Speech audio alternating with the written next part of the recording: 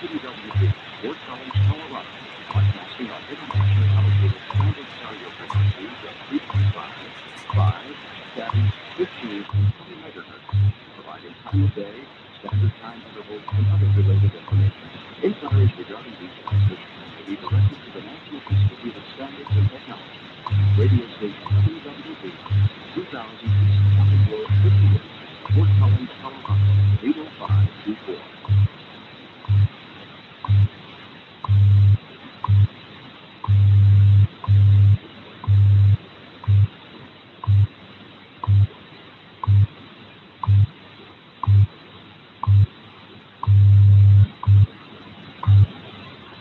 At the tone, 20 hours, 1 minute, coordinated universal time.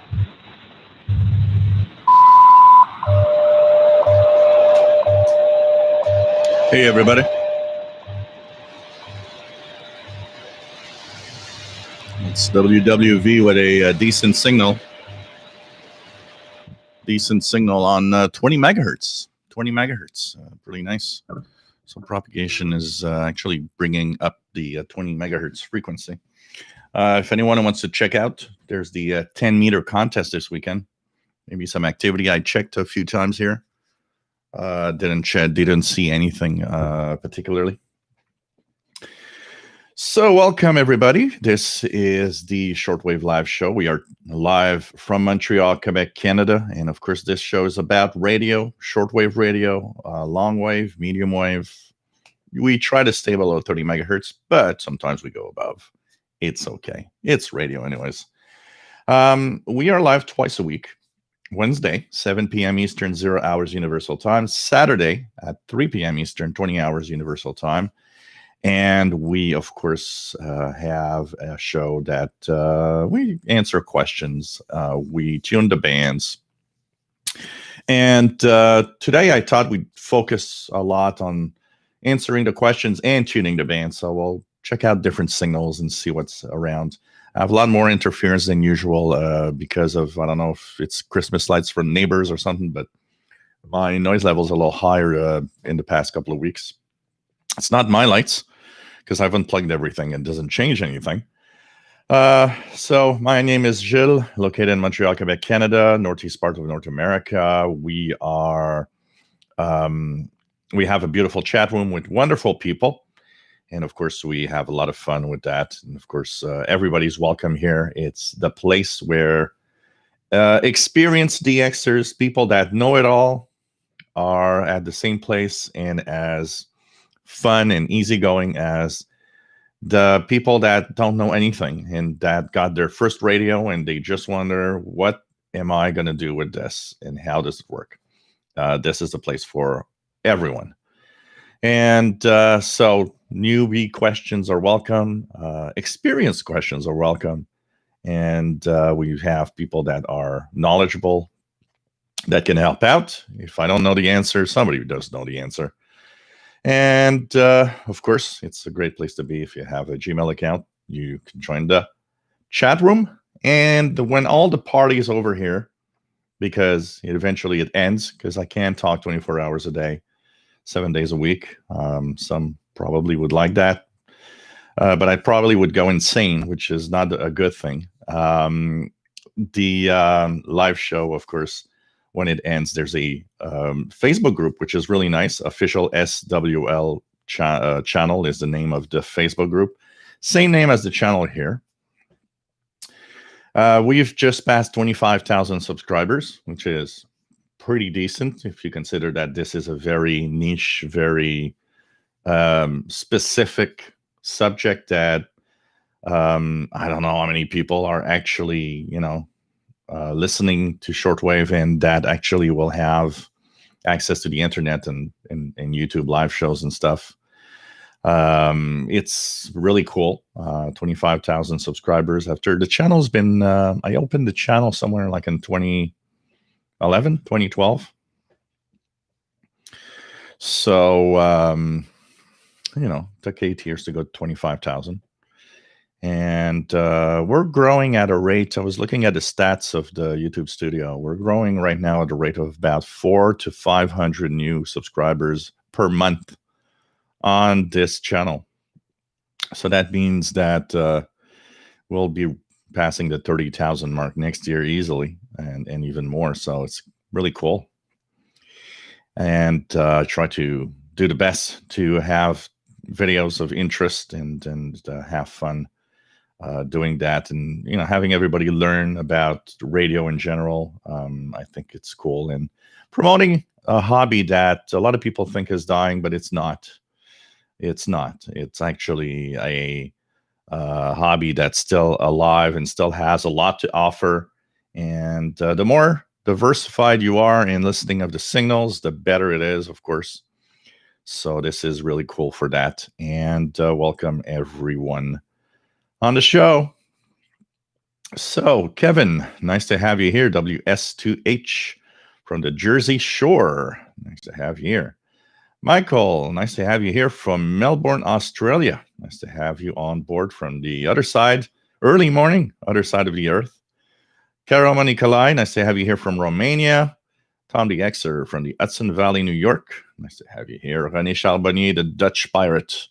Nice to have you on board from the Netherlands. It's really, really cool to be to have people here and from all over the world, and it is a great. I think it's fun to see all of you having a great time also on the channel and on the Facebook group. Rob, nice to have you on board from Phoenix, Arizona. Eyebrawler, nice to have you here from Arkansas. David, KJ4CMY, nice to have you here from Central Georgia. And says short sleeve weather here. Well, here it's 0 and it's raining, so it's freezing rain, which means by the time that this show is going to go on, I might start seeing little icicles on trees and on the antennas. Bobby Burgess, nice to have you here from Morgan City, Louisiana. WA5107SWL is the shortwave call sign. Randy in Riverside, California. Nice to have you on board. Kamaxi 1976 from snowy Michigan. Here it's going to be mostly rain, freezing rain tonight, and standard rain tomorrow because it's going to be like +6, +7 Celsius tomorrow. Arjun Wiesman, nice to have you here, my friend, from Cyprus. Bill, nice to have you here. Bill Curry, N8UUP. Nice to have you here, Bill, from rainy southeast lower Michigan. Rufus Newt from the Laurentian Valley, Ontario. PLF Radio, bonjour et bienvenue de la France. C'est toujours un plaisir de t'avoir parmi nous. J'espère que tu vas apprécier notre programme pour ce soir. Jeff Williams, nice to have you here from Southwest Cornwall, UK. Let me just go back here. Okay. Then we have Steve, nice to have you on board. Steve from Australia. Eric Cottrell, bonjour, hi. Nice to have you on board. Yes, bonjour, hi again. WE1HBU in the Boston, Massachusetts area. We had a Zoom meeting for the CIDX. So am I getting 25? Let's check it out. Nope, nothing on 25 here. It's WWV's making it with a good signal on 20, but not 25 over here. So 20 is there. It's nice to see WWV on 20 megahertz. I did hear the 25 the other day, quite like a week or two ago, when we tried, I think it was last week, when we tried 25.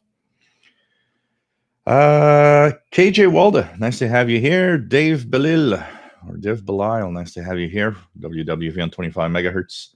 Mark, nice to have you on board from Birmingham, England. Al, nice to have you here from Seacliff, New York. Eric Cottrell says, used to drive my parents up the wall by listening to WWV for 15 to 30 minutes at a time. You know, one of my my shortwave habits for a long time, when I would not officially listen to anything on the bands, I would put it at low volume, but put it on either WWV or on CHU, time signal, very low in the background. And sometimes I remember sometimes my mom would come and in the living room, and she would say, "You hear that beep?" There's a CHU, you know. You hear that beep? I've been hearing that beep all day. It's like, yeah, my radio is on CHU pretty much from the morning until I started listening to something else in the evening. For some reason, there was something satisfying. I liked the fact that even though I was doing something else, there was some signal from, you know, a place that I know from, you know, either Colorado or whatever. I know we're all weird people, and particularly me. I'm the weirdest of all. Hey, cheers, vodka and cranberry juice, as usual. Randall Klontz, nice to have you here. CT1ETE, hello there, my friend. Bill Curry says lots of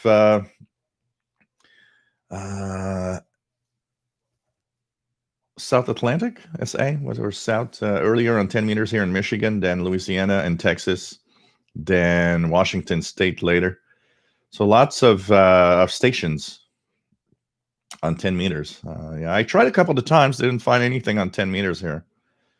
David says, didn't find anything on 10 meters. We're supposed to be a contest on. Yeah, it's the CQ Worldwide or something like that. It's the CQ 10 meter contest, something like that.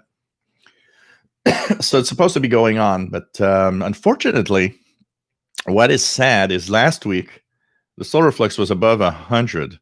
That's what we would have needed this week to have this contest working, actually. CT2WW, howdy. Nice to have you here. David says, I don't know it all. I just try to act like I do. Well, it's better like that than somebody that doesn't, know it all and tries to tell everybody what he doesn't know about anything. Michael Satterfield, nice to have you here. Jack, nice to have you on board from Amsterdam in the Netherlands. Eric Cottrell says, no WWV on 25, but he does hear 20 megahertz. James Johnson, nice to have you here from Florida. Derek Odson, nice to have you here. Derek from England. We have Keegan, XN80Xer from Northwest Arkansas. 40 degrees Fahrenheit and cloudy. Here it's about 32 Fahrenheit. A little more, it's a +1, so it's like 34. PageMaster, nice to have you here. KC5VOY is the call sign for amateur radio. WA5136SWL is the call sign for his shortwave call sign in Oklahoma.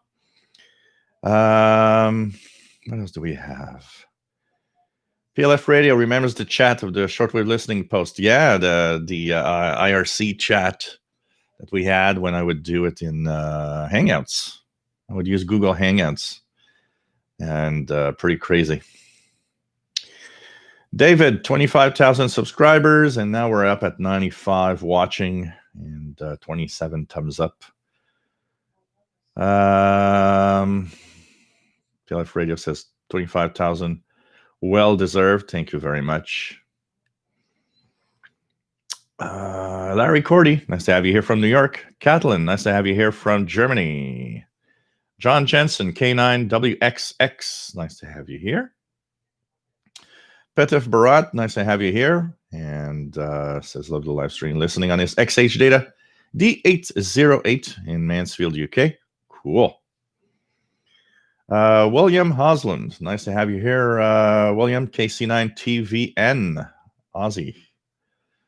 What do we have? Blind Vapor, nice to have you here. VE3RVQ from Ottawa, Canada. James Johnson just got his shortwave certificate. Yes, my friend. WA4493SWL. Excellent. Congratulations on that. Thomas Kitts, nice to have you here, Thomas, from a gloomy Upper Michigan. Pyric Nolan, nice to have you here. Pyric Nolan. Shortwave listener, nice to have you here from Bolton, UK. South America, okay. Yeah, I was trying to figure out South America, SA, South Atlantic. I don't know why South Atlantic just was the first thing that came to mind, where South America was probably a much better choice. Bill. Jerry DX, nice to have you here. Kiverto, nice to have you on board from the Ukraine, from Kyiv. Nice to have you here from Kyiv. I don't remember on what show I was watching. They were talking about the pronunciation of cities. And like probably most shortwave listeners of North America that have no idea, we probably all called that city Kiev. And for a long time, for me, it was Kiev. And then one day I was watching a show and they were talking about the pronunciation. And there was a guy from the Ukraine. And he was saying, my city's the city I live in is Kiev. Kiev. And I was like, Kiev? That's how you pronounce it? Kiev? Okay. I always said Kiev, but it's Kiev, So 45 unit. Nice to have you on board. Enrique. Enrique, saludos. ¿Cómo está mi amigo de España?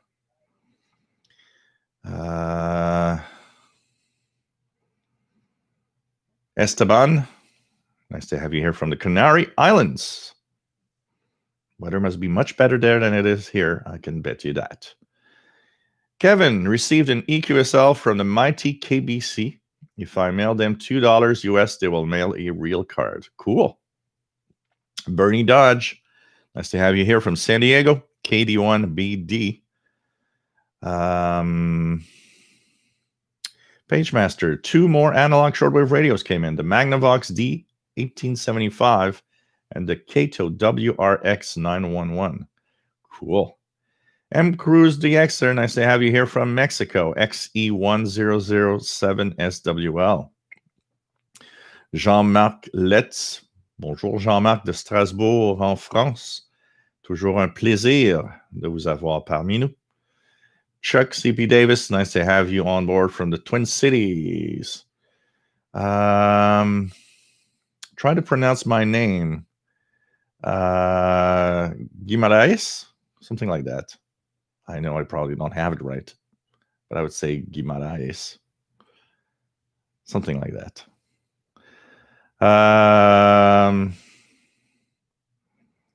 What else do we have?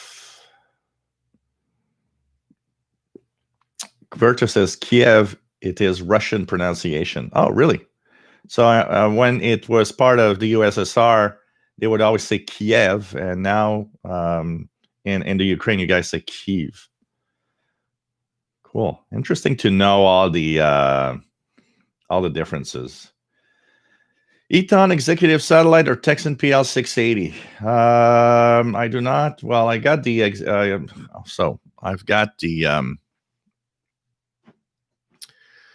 I've got the executive satellite with SSB here.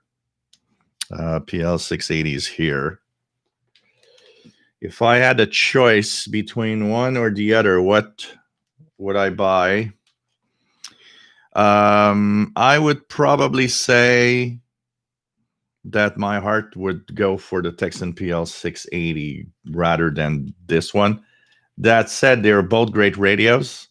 One of the advantages of the Grundig is the fact that, or the Ethon Executive, is the fact that it has RDS for FM.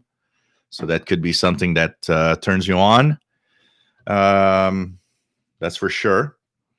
One advantage of the PL 680 is it has the airband.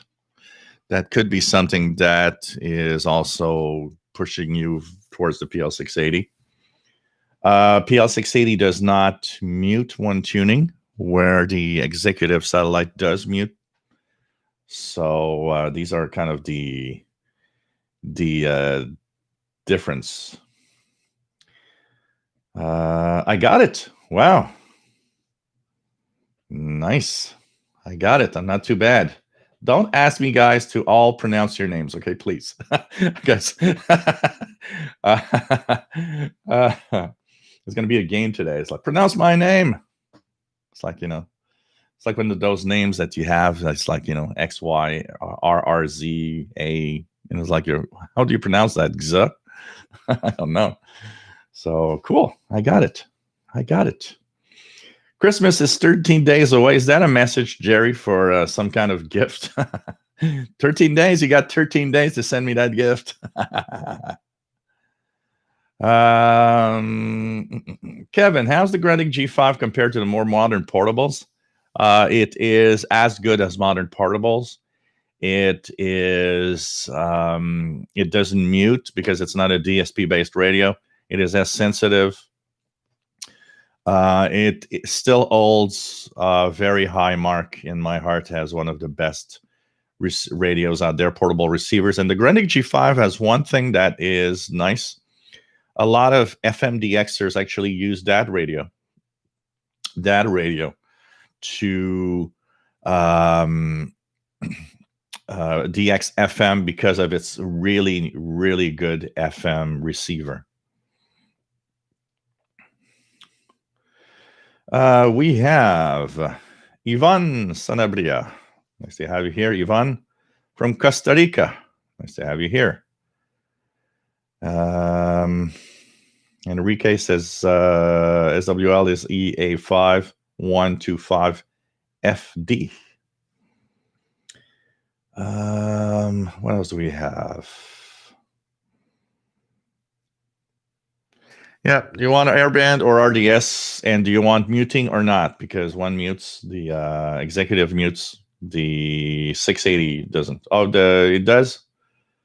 Well, then it's muting.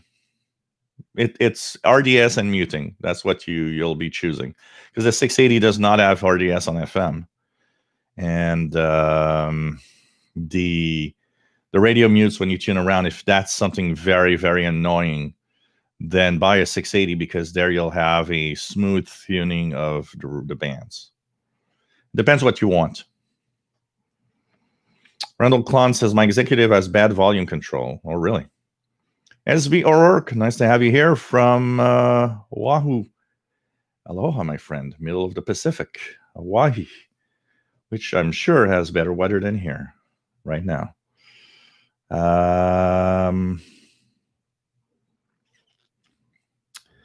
What else do we have? Bobby says, 13 days till Christmas. Are you treating me to send you a Christmas gift? Threatening. Yeah, better send a Christmas gift or I'm going to block your live shows. CT2WW says, Santa got him an XH Data D808. Thank you, Santa. That's the kind of thing we like. Chas Tank says, hello there, my friend, from Louisville, Kentucky. Sunny but cold. We're supposed to get real cold this week. Temperatures will drop to minus 20 at night this week. For the first time, we'll have really cold, few cold days. But no snow right now. It's actually freezing rain here. As we are 80 degrees and breezy. Man, that's radio outside. Yeah, that's weather for radio outside. Michael Satterfield says, hope Santa brings the XH Data D808. Cool. Jerry got to rob a bank first. I'm thinking of the ICOM R9500. Aerial imaging, nice to have you on board. Is shortwave reception affected when it's very wet outside from a day-long rain? No. Shortwave frequencies are not affected by the weather in general. So if it's rainy, snowy, a beautiful day, you shouldn't see a difference at frequencies below 30 megahertz much. But as you go higher in frequency, when we go into VHF, UHF range, the outside weather starts affecting the reception more. The higher in frequency, the more effect there is on the reception of signals as you go higher and higher in the UHF range. But in the shortwave range, whether it's rainy or if it's a beautiful day, there's really no difference that we can see. CT1ET got an R108, the Radio. Cute little radio, loves it. Cool. What else do we have? René Charbonnier says, my name is translated into French. My name, Kohlenbrander, is difficult to pronounce internationally. Kohlenbrander. probably has some, because you guys have a way of pronouncing or have the pronunciations that is a little, makes it a little peculiar. It's like our friend here, Jari Markkanen from Finland. Sometimes it's, the way that you pronounce certain letters, or it's not exactly the way I say it, for sure. The important thing is you guys know that I'm talking about you. Nora, nice to have you here. Bobby says robbing a bank is not as great as it's used to. It used to be easy to do it. Now today, you're probably going to get in jail. Well, you'll be in jail with a ICOM 9500. How about that? Nora says, also have a question. My friend who is transmitting shortwave, on the day it roams around Europe, but at night the signals is just heard in Ireland. What's the reason? Well, it's the frequency. A lot of it has to do with the frequency you choose when you transmit. So if you noticed, pirate radio stations, for example, change frequencies a lot depending on when it's winter and what time they're broadcasting. They'll be, on 6 megahertz, but some will move down to 5 or 4 megahertz.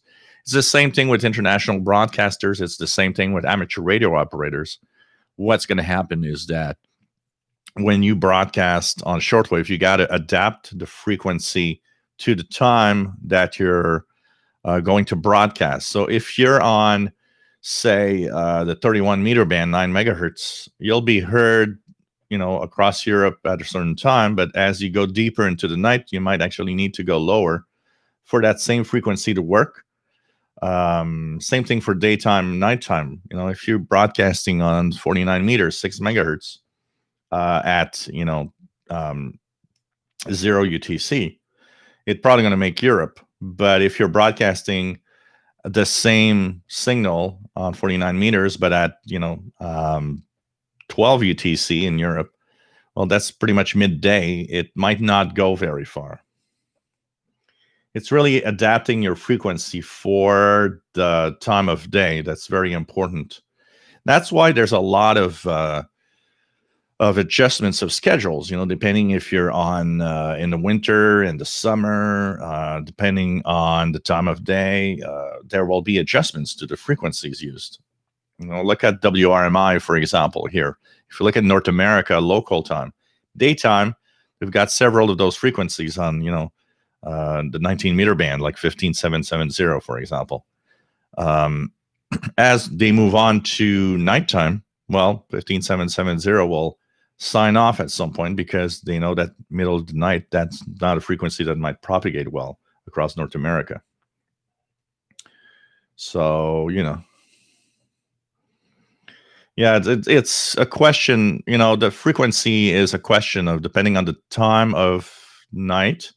There's also other things that can happen. One of the things that you have to understand about shortwave is that unlike AM, FM, local stations, on shortwave, if you transmit on the same frequency, and perfect example is when we had that famous station Global 24 that promised to be fantastic on 9395. One of the biggest mistakes was, yeah, but you're staying on 9395 24 hours a day. You got to adapt that frequency depending on day or night if you want to be heard well. And if you don't adapt that, well, that's a problem. The other thing is, so propagation. There could be nights when propagation is not as good and that frequency doesn't propagate as well. Geomagnetic storming and solar activity can impact how far the frequency is, the same frequency will propagate also at the same time. Hey, nobody. Nice to have you here. Yep, maximum usable frequency. What else do we have? Chris Holman says, nice to have you here, Chris from the UK. Was listening to contesting today on the Texan PL 660. Great radio. I'm super interested in shortwave listening, and your channel is super informative. Thank you very much. That's what I want here, to try to help out also at the same time so that everybody has and tries to learn more to enjoy the hobby, because shortwave radio, that's the thing of shortwave radio. It's that you need to, in order to enjoy the hobby, really, you need to have a minimum of knowledge that will make this the make this the an interesting hobby to you. Because when we start out, we don't know anything, and we might tend to, I did that a lot when I started. I was tuning everywhere, and I always say tune everywhere anyways, because for a long time I didn't know the daytime nighttime stuff. I didn't understand that.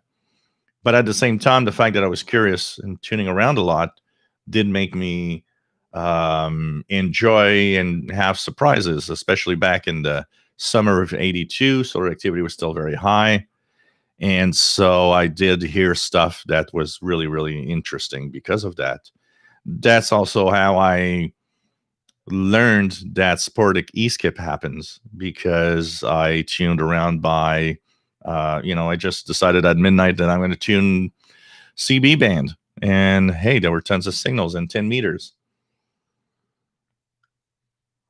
So it's a question of, it's, there's knowledge, but don't hesitate in tuning everywhere.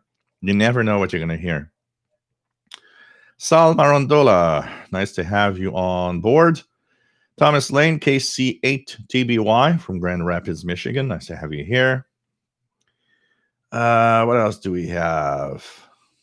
Matt, nice to have you here. MDK2, nice to have you on board from Denver, Colorado. And it's fun to do this. This tuning around and to try out different stations and stuff, for sure. SB or work, my DX tip for today, Sri Lanka on 11750 at 18 UTC. Wow. I don't know how far that one goes. If it reaches Pacific coast or something. That's an interesting one. Sri Lanka. PLF Radio says Radio Exterior España is broadcasting the football game or soccer game between Real Madrid and Atletico Madrid. And Sal Montreal says purchased the radio because of my review. That's why I try to be as honest as possible on my reviews. So that you get the perfect radio for what you want to do. I do not want to push a radio more than another in general. I just want to push the radio that for me is going to give you the best pleasure in the hobby. And that's where my reviews stand. They stand in, I want to make sure that you do the best choice immediately, because one of the biggest problems today is if you go on Amazon, on eBay, everywhere.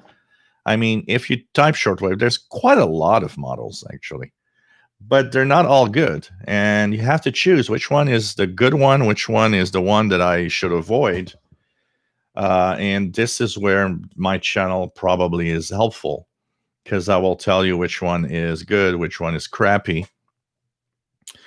And you'll have the radio for every budget. I try to have the radio for every budget. We're not all at the same level, unfortunately, in life. And for some, well, it's difficult to pay more than $30, $40 for a radio. For others, you get $1,000 radios. But the idea is, let's try to give an idea of what is, for every category, the best radio you can have. And it's pretty cool, the choices we have today, So I always base my reviews on actual, price versus performance, and try to give you an idea of, if you buy this one, you'll have something good. You will have a radio that's decent.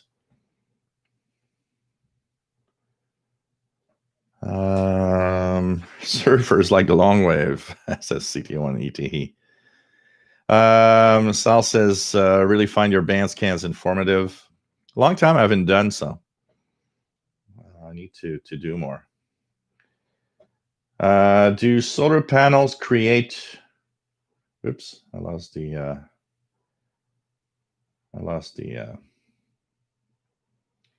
Catalan says.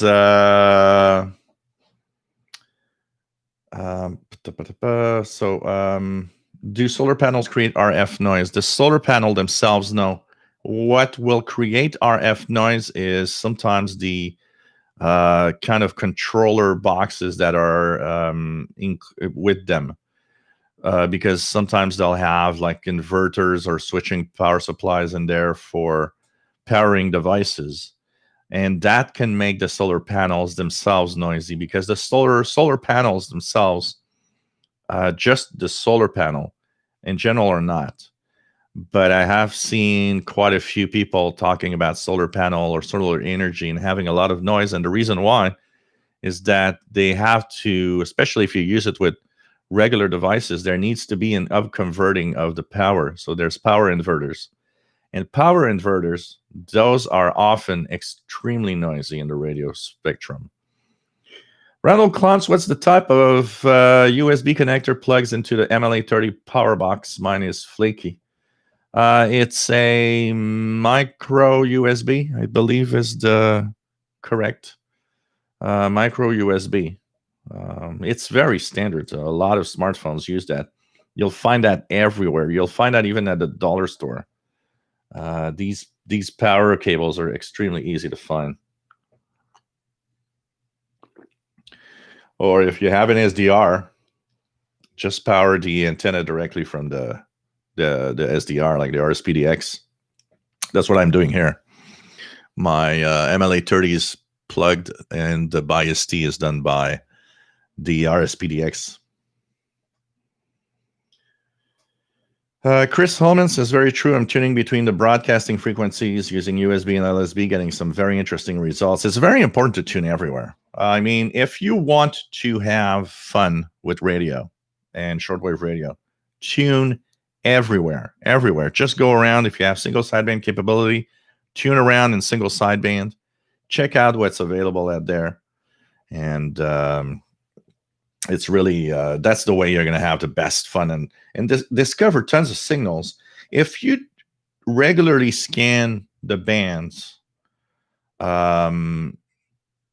like, several times a week or every day, you will get some nice surprises, and even stuff that might not even be on lists of frequencies, that sometimes are just fun to find out.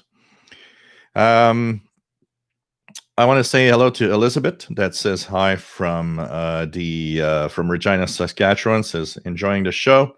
And you mentioned at the beginning of the show that you would be tuning the bands a lot today.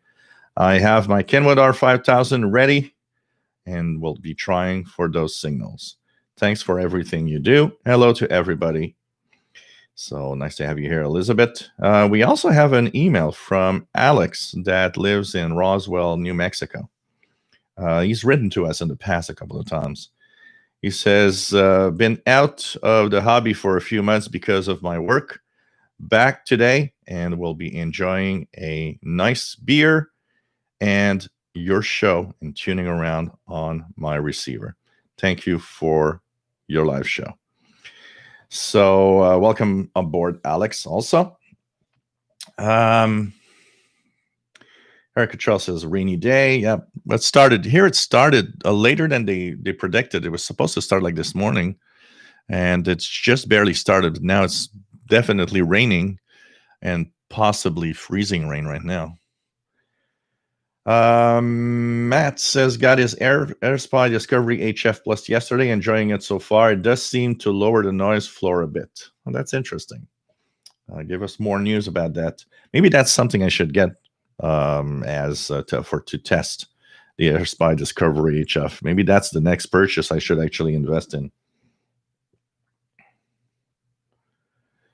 Aerial Imaging says, if you take the double-stranded speaker wire, connect one side of the coax to center conductor, the other to the shield braiding, Does that make for an end-fed dipole, or do the two elements being close? So they should not be close because they have an interaction with each other. So it's not an end-fed dipole if the two speaker wires are still next to each other. Anything like that changes completely the properties of what the antenna is. Technically, the shield and the center connector should be apart on the wire. Matt says definite sporadic E taking place right now. The IOSON charts show it on their E layer charts. So yeah, because I mean solar flux is barely at 80 now, so it's not strong enough for a 10 meter. Keegan had some FM skip to Mexico briefly last night. Wow, you're a big fan of FMDXing. That's really cool. You know, another part of the hobby. It's pretty cool. Thomas Lane, no news on the Ethon satellite. We have news on the St. ATS 909X2. It's supposed to have the first 100 production units at the latest in early January, apparently.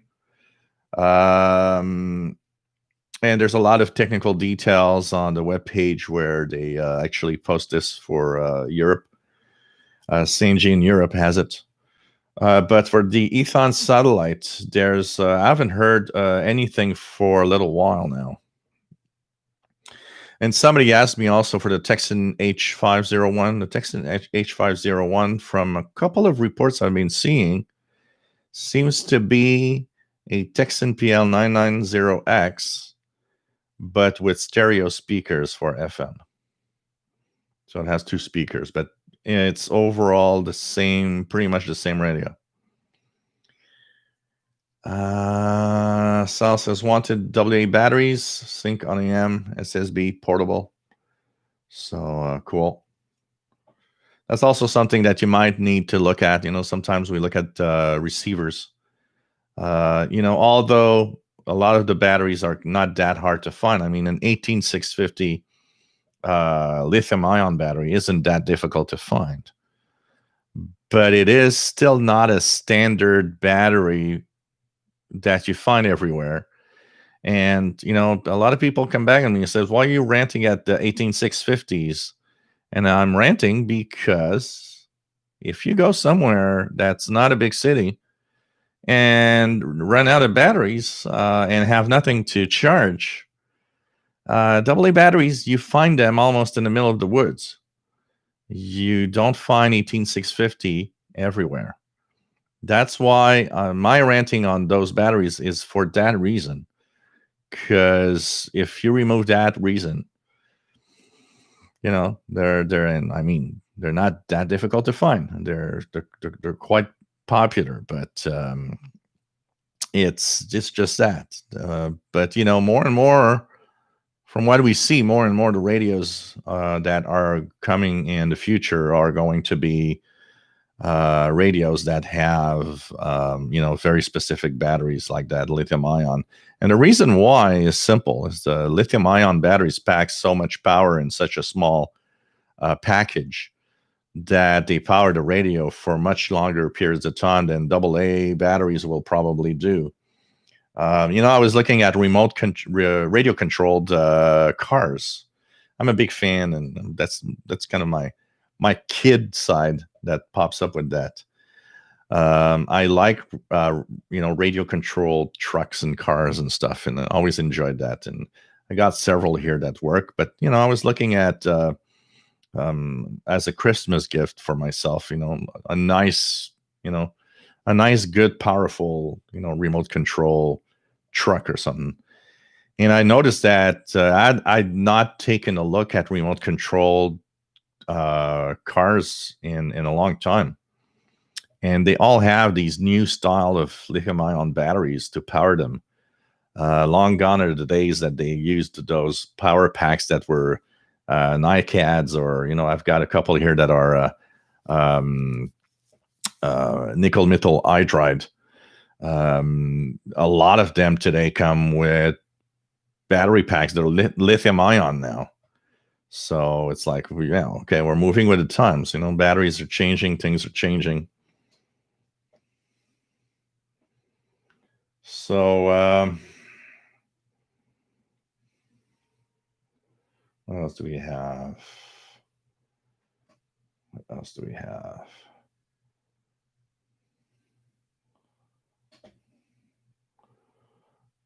What else do we have? Okay.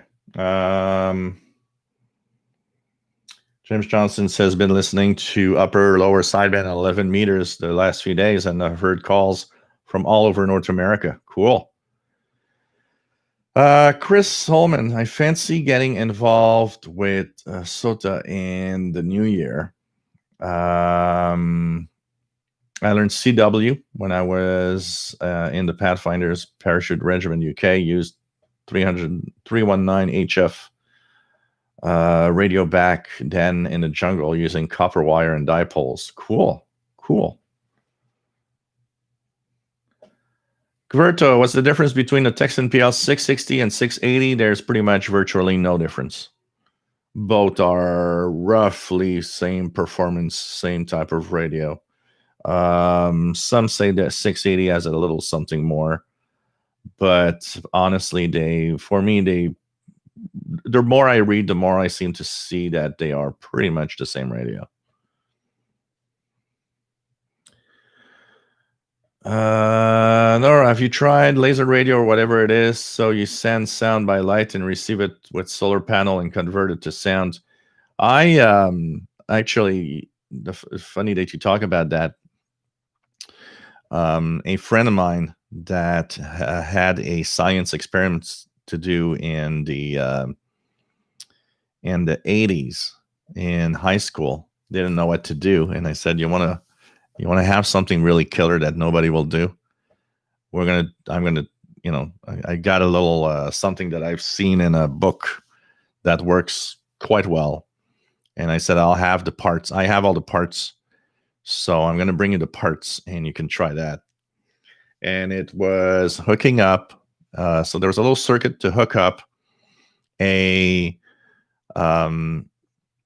output of any audio device to a small circuit board that had a standard incandescent flashlight bulb.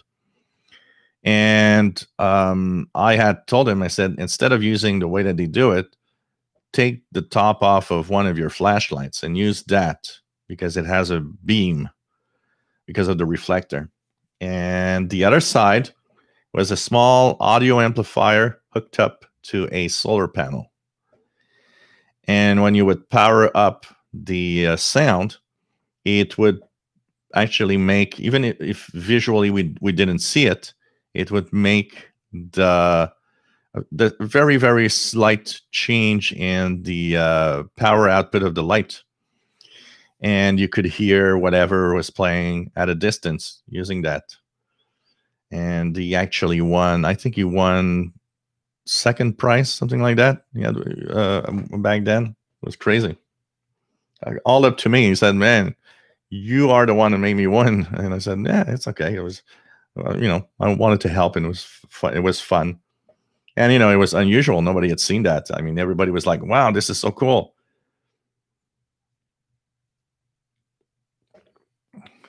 Michael, yes, I've heard the Belka DSP receiver. Looks interesting. Looks very interesting. Chastang says, I feel like you're not pushing makes and models or specific brands. I feel that you're giving an honest and good opinion on the radios themselves. I appreciate the reviews and enjoy them. And that's what I want also. I mean, I don't want to push anything. I'm not selling a company. I talk a lot about Texan because they have a big offering of radio, and a lot of them are good. And a lot of the a lot of people have come back to me saying, well, you're pushing Texan a lot. It's like, well, I'm not pushing Texan more. The reason it seems like that is because they have more radios to offer than other brands. Because if it was the same for another brand, I would be pushing that brand probably, because It's simply the amount of radios they have. And let's face it, not a lot of Texan receivers are crappy. I'm going to tell you that. Even the cheap Texan receivers are better than the cheap whatever other brands out there. They have like a minimum of quality, I guess, in the way that they do them. That means it's even a cheap one is still going to work, you know? So,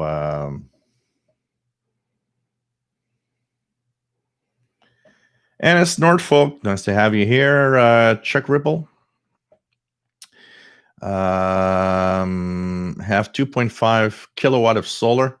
Only the MPPT controller makes a little noise. So in this case, it's the controller that makes a little bit of noise. Because the panel themselves, there's no reason for them to make noise. It's really the controllers that make noise. Nice to have you here. Thomas Lane says, I find your shortwave channel to be so informative and the best place to learn about news pertaining to our hobby. And thank you for all you do. Keep our hobby alive and kicking. Cool. Bill Curry says, going to give the MLA 30 Plus a try with the RDP2 and SDR Uno. MLA 30 Plus should be here Monday. You're going to RSP2 probably, what you're meaning. You're going to have a lot of fun with that. It's going to work. It works great.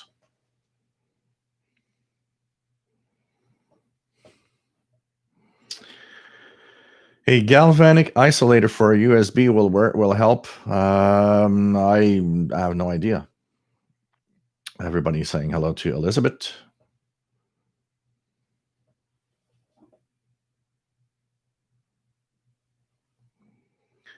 Renny Arcobaleno, nice to have you here. Renato from Italy. Renato from Italy, nice to have you here. Thomas Lane says, been tuning into a lot of power stations late at night here in Michigan, mostly on the 40-meter band. Wow. Bobby Burgess says, as much as I may want to go back to the MLA 30 again, despite my last one quit on me, I still want to know about the other loop antenna that was mentioned a few shows ago. Yeah, the ANLA 150, something like that. Yeah. I haven't found a decent place to order it that will ship it, something here and at a decent price too.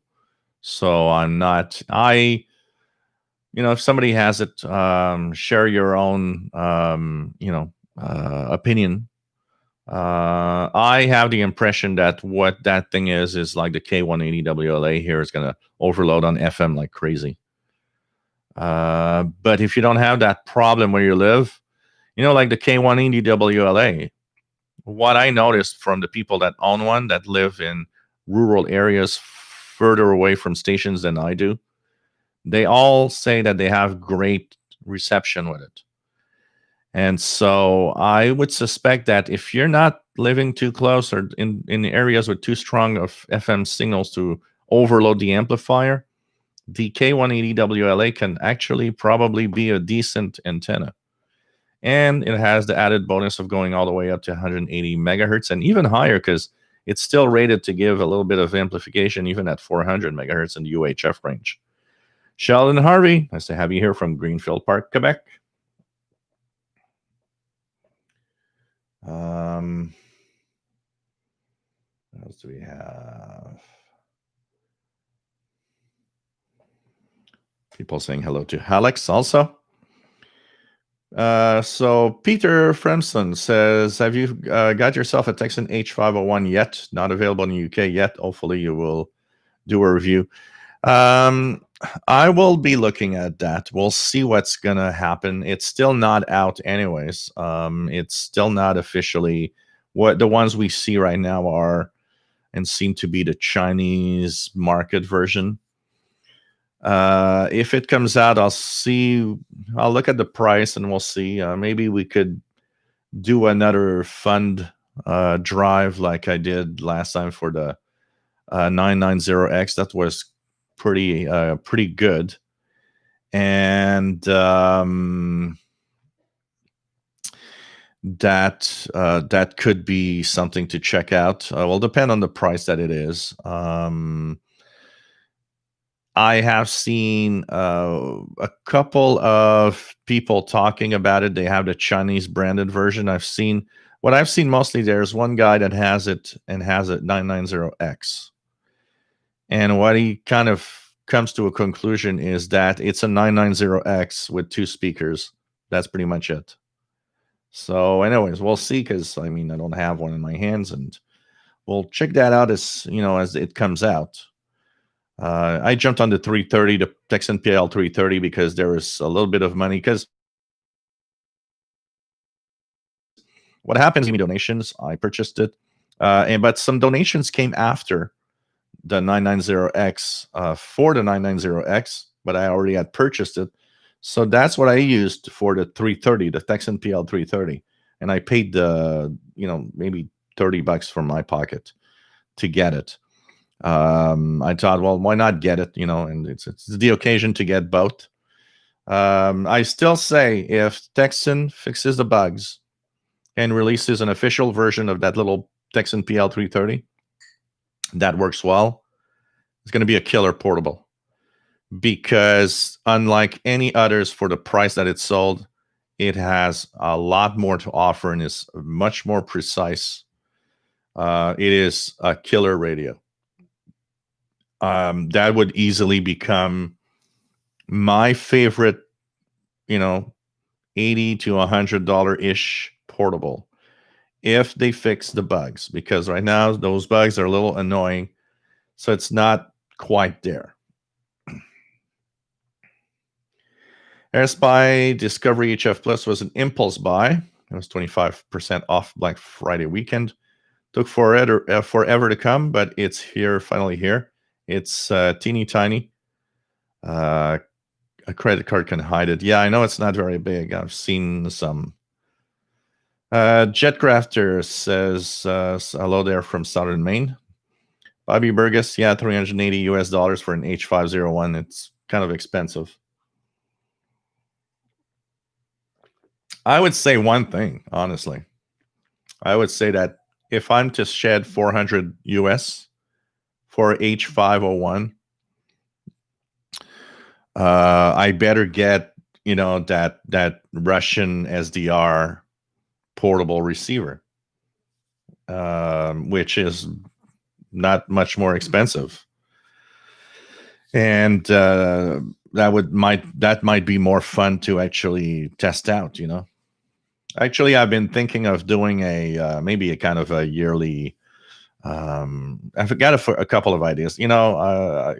Some of you are still coming back to me with some shortwave broadcasts over like WRMI and stuff like that. We'll see as time goes by. 2021's coming out in a few weeks. A new year for me is the time to reflect and sit down and redirect my energy to something else. So what usually happens is that I'll look at the year 2020 YouTube style, and I'll readjust my energy as to where I put that energy. There's a channel that I have that's monetized that I'm wondering if I should not abandon that channel and integrate its content into my main Windows channel. And because it takes a lot of energy to create stuff, and it's an independent thing, and it just doesn't grow. And when a channel doesn't grow, well, what do I do? Should I, here, I mean, the official shortwave channel here is twice, almost 2 times more popular than it was exactly a year ago. It's growing, at least. When your channel grows, you kind of look at it and you're like, yeah, cool. My Windows channel is growing. That's cool. I've got a couple of other channels that are, the VHF UHF channel, if I take care of it, will grow, because obviously since I started posting a little more in it, it's got more views and it's growing. It's really lack of content that's not making it grow. Another one that I'm starting to think that I might want to dedicate to just tech news and stuff like that, which would be nice. That one is growing again because I started posting again on it. But you got to readjust, you got to rethink, and there's limited time. I mean, I, like everybody else, have a 24-hour day, and you need to choose where you put all of that energy. Here, I do 2 live shows a week. It doesn't show, but it takes a lot of energy to be here 5, 6, 7 hours a week and talking live in front of an audience. Takes a lot of energy. And so, the beginning of a new year is my time to assess what should I do, and where should I put my energy to focus more on specific stuff. One of my ideas would be to remove stop posting in the Windows Insider channel and let it go. And what I would do is concentrate more of that energy into, for example, the Shortwave channel that is growing, and to have it grow even faster. Because you get to a point where when there's too many things you post, there's too much time that you have to devote to everybody. And to devote time, and where I am at with YouTube, is you want to devote your time to where it's important, where the money comes in. And so I am in reflection of thinking of what will I do and what channels should I change, or should I change the purpose of the Insider channel. One thing for sure is that one of the things that you want to do is, like, for example, my Insider channel is monetized. It is above the criterias of YouTube for monetization. Of course, if I abandon it, it will eventually fall below that criteria and will eventually not be monetized. Should I change the concept? Should I change the content? I don't know. Here, one thing for sure is I want to do a little bit of a shift in orientation.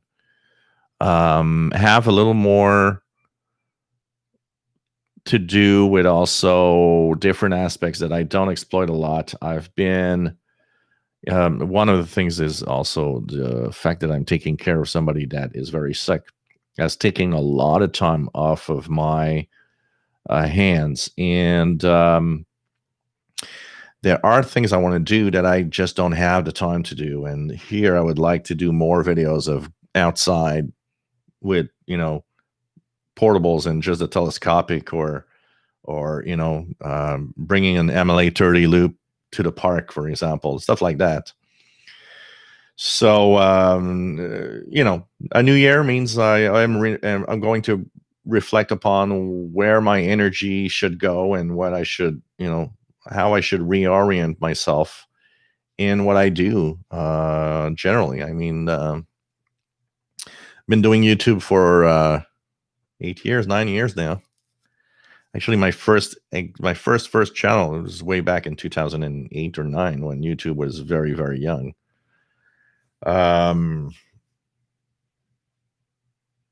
got to look at what you do, and I'm in reflection right now.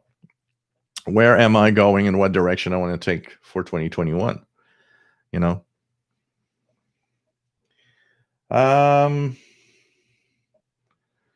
James Johnson, the Air Spy has been in the cart, but no funds to support the purchase. But soon, I hope.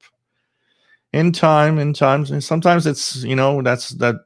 Even though it's sad that we have to wait to purchase something, there's a side of it that's kind of cool when you finally have that that money, because the wait that you had makes it even more exciting when you get it. Sal, can you comment on long wire with unshielded down wire versus shielded down wire? So first of all, the shielding of a wire doesn't change anything on what the wire is. So wire antenna, shielded or not, there's no difference in reception. That's why I always say you better have a shielded one, because an unshielded wire outside will corrode, and that is not a good thing. The shielding at least keeps the wire intact inside, and that's where I would say a shielded cable is better. But for the rest, I mean, if it has something around it, a plastic around it, it's okay. For the rest, if you're talking about shielding from like the coax from the inside, so the way that it's best to bring an antenna inside your home when it's outside is, of course, with a shielded cable. For a very simple reason, is that the shielded cable will prevent, the shielding will prevent like a coax cable. I'm going to talk like an RG58, for example. That shielding protects the inner connector that is bringing in the signal from a radio frequency interference of your home. So that is the best thing to bring any outdoor antenna to your home, is to bring it in your home with a shielded coax, and preferably the shield is grounded and the center cable is to your antenna, your wire antenna, for example. And that will prevent interference from inside your home from reaching the signal. Nick, K9XN, Northwest Indiana. Nice to have you here. Cybler Flyer One. Nice to have you here from a cold England. Don't be sorry you're late. Bill Curry says 8992 military comms. It's a long time I haven't tuned one of those frequencies. 8992. Let's check that out. 8992. Am I tuned in to 8992? I am in upper sideband. Let's check it out.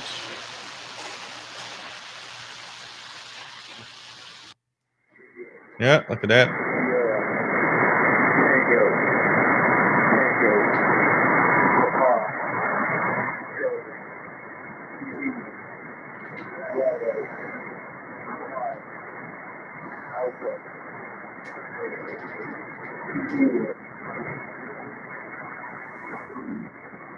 Hotel. I say November. India. Zulu. Hotel. Delta. Juliet. Kilo. India. And this is 11175. Sierra. 3. X-ray.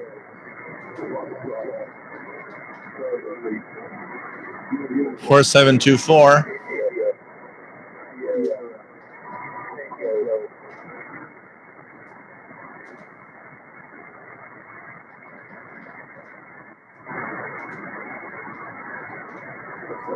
The best here is 4724. By the way, for those that are wondering why there's an echo,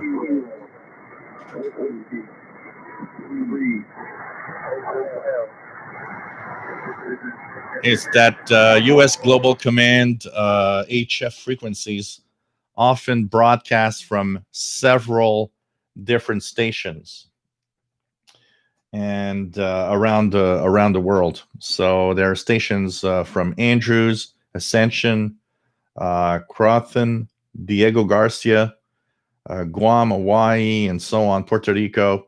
There's a lot of different places where the frequency, where the transmissions can come from simultaneously. So that's where that's why there's echo on the frequency. Sometimes you hear multiple stations with the same broadcast from US Global Command. So here's an interesting. This one's interesting here. I'm going to share this with you guys. I'm going to put it in a folder here. Utility page. Here's a page for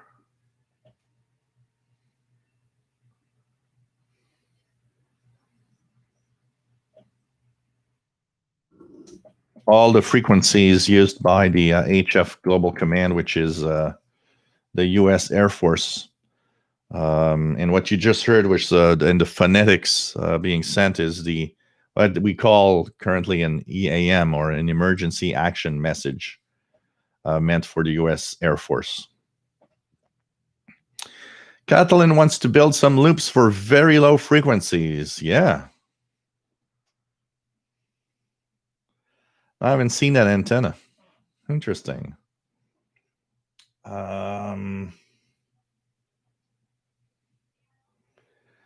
Thomas Lane, interesting. I still own the Ethon E1. Nice radio, but terrible software problems affecting the LCD screen.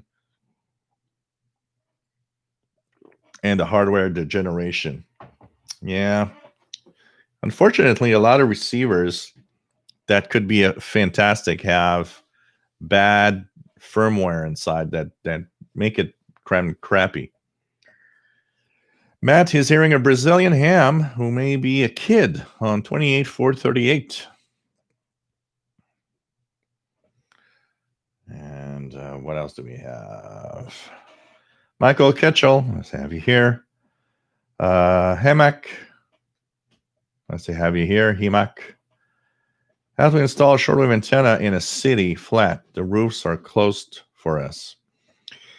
Your best bet in a city, especially if it's very noisy, is to get something like an MLA30. It's very small.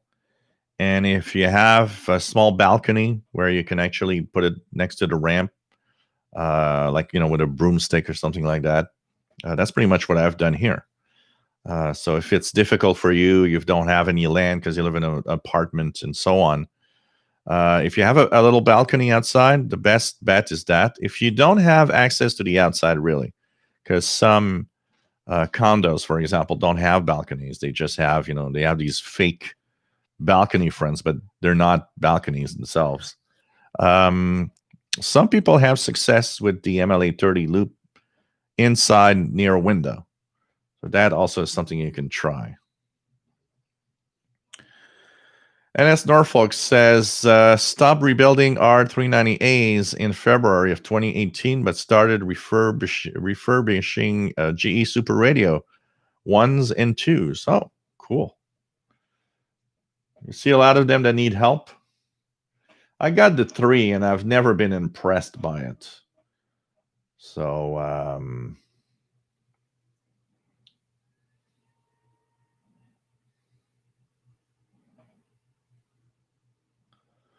okay.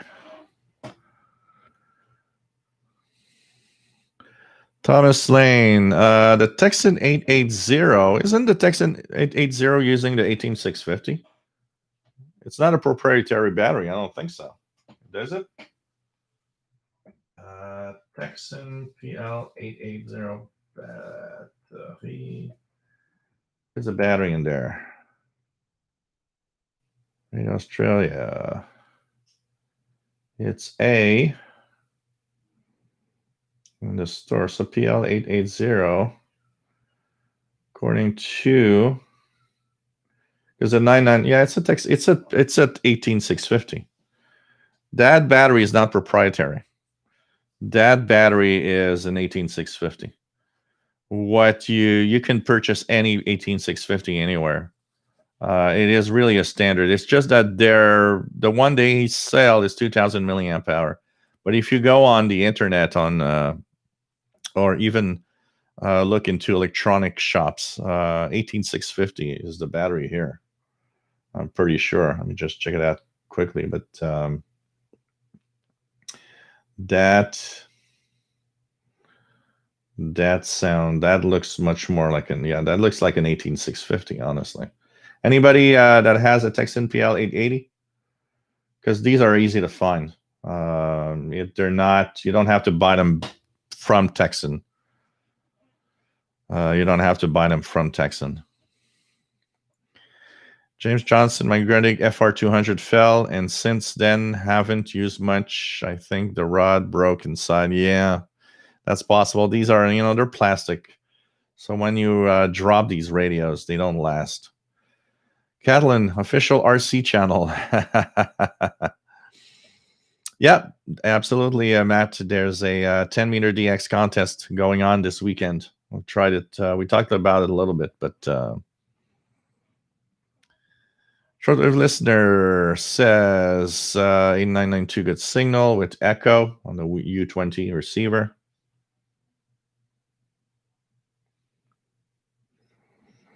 Yeah, usually they're all pretty much parallel. 4724, 8992, 11175, 15016, 13200 are pretty much always parallel with each other. Matt says their Lucky Sportic E is happening today. Yep, absolutely.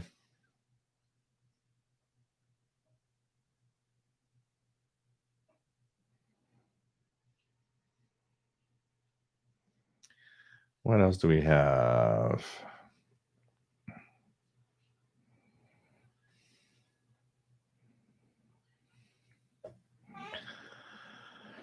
Nora says E and someone else used the laser to transmit SSTV, and my friend sent him a picture of a cat. Yeah, it's cool what's happening today with just look at fiber optics. We're sending information through light. Basically. Thomas Lane, Texan seems to be the biggest manufacturers of multiband radios available these days. Yeah, it's a pretty big manufacturer, absolutely. Actually, a lot of even Ethon branded radios are made by Texan.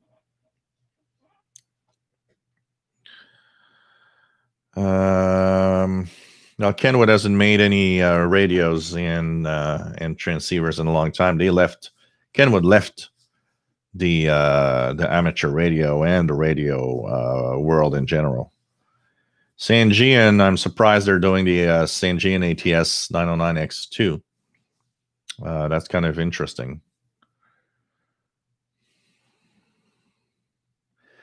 The problem PLF radio with so it seems there's two worlds with all of that out there: the DAB, digital audio broadcasting, and HD radios.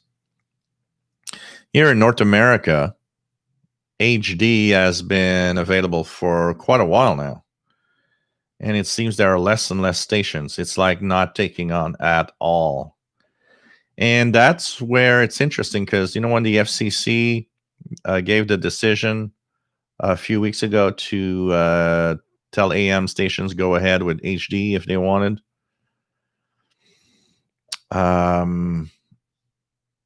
There were far more HD radio stations on AM band 10 years ago than today. A lot of them went HD and just switched it off suddenly.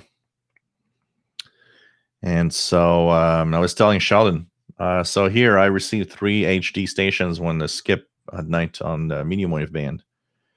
And it seems that 1210 WPHT has decided to stop because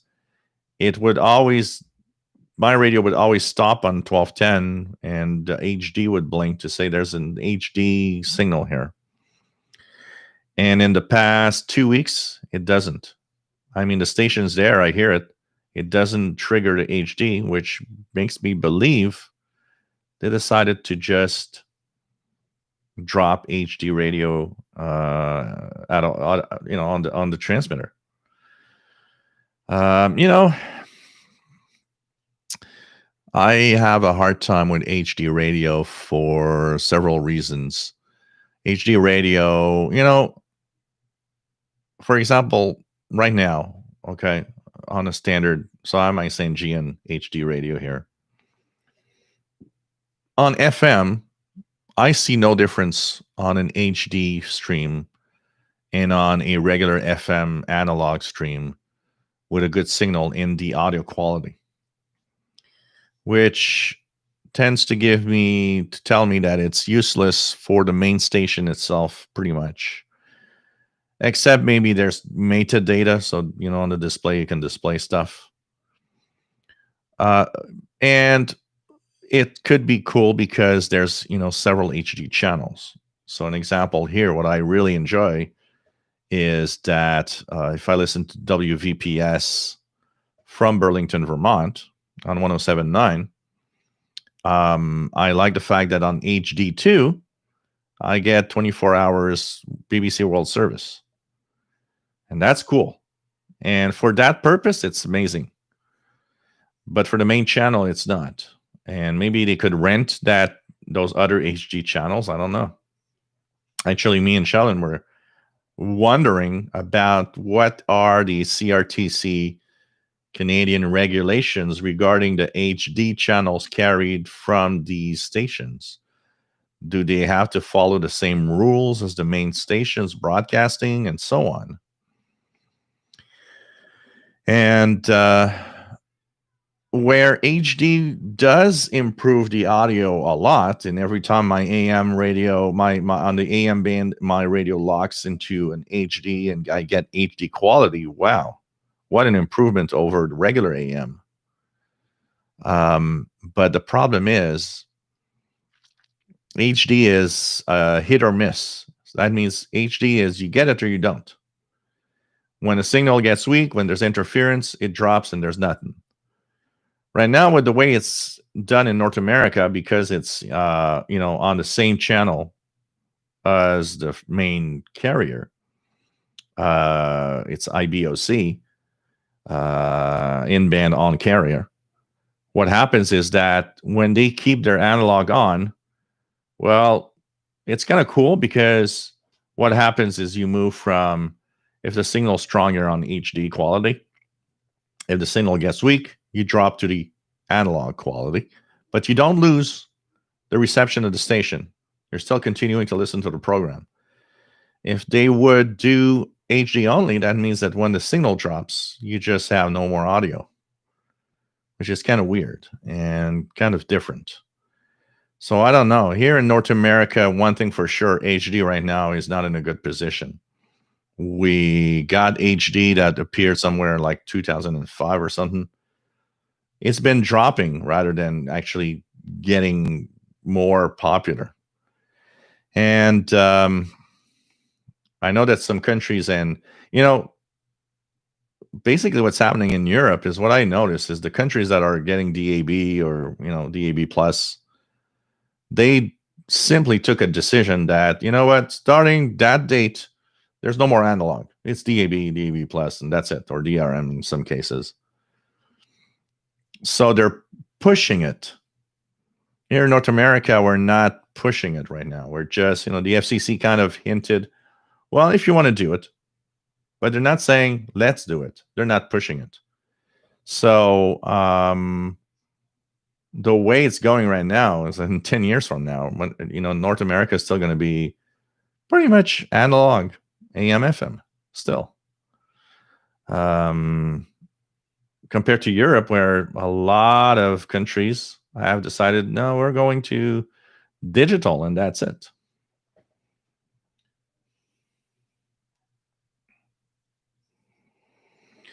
And Nick, HD radios are more or less dead in the US. Nobody really buys them here. And yeah, that's the other thing. Nobody buys them here. Same thing. I was telling Sheldon, I bought one by curiosity. But honestly, and I'm happy to have bought one by curiosity. The way it is right now is that it gives me the impression, that one day that radio is just going to be an analog AM FM radio. That's all, because it won't receive any HD signals if things continue like that. And I was telling Sheldon, I'd be curious to know how many people here have an HD radio, actually. And I would bet that one of the only places where HD radio is existing, possibly, would be in cars. Because that's where I would probably see HD radio happen more because that's where people listen most to the radio. So I don't know. It doesn't look good for HD radio in North America, that's for sure. Unless they do a rule that says everybody has to go HD. I don't see a lot of changes. And stations in North America are like probably everywhere around the world is the same. But stations in North America are strapped for cash. They don't want to spend. They want to spend the least amount of money possible. In North America, using the HD radio format, you have to pay licensing fees to Ubiquity every year in order to be able to use that. Not counting the fact that you have to, purchase or upgrade transmitters. It costs a lot of money. For what? There's nobody listening to HD pretty much. There's a geek like I am that's listening in. They don't care about a geek and I am. That's not their target audience. I'm not the audience that they want. So it's funny. CT1 ETE says, for those having a HairSpy HF Plus Discovery or HF Plus dual port modified, I really recommend the U-loop antenna. Very quiet and small.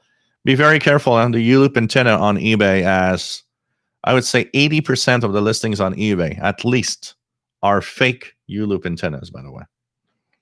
So better buy it from the manufacturer. Hector Vasquez, nice to have you here from Los Angeles. Nick says, hoping that since I've been such a good boy this year, that Santa will bring me an AirSpy Duo SDR. Is AirSpy Duo or an SDR Play Duo, Nick? Tim Brennan, nice to have you here. Jason Newton, nice to have you on board. Just bought the R108 by RadioWow. I love the little receiver, but people chatting on amateur bands seem to be muffled or garbled. Is that because there are in SSB, which the R108 does not receive? Yeah, absolutely. Amateur radio bands are in single sideband. Yep, PLF radio, the Malachite, I don't know how you pronounce it, SDR. If I had to buy something, maybe that would be the better purchase than getting the H501, for example,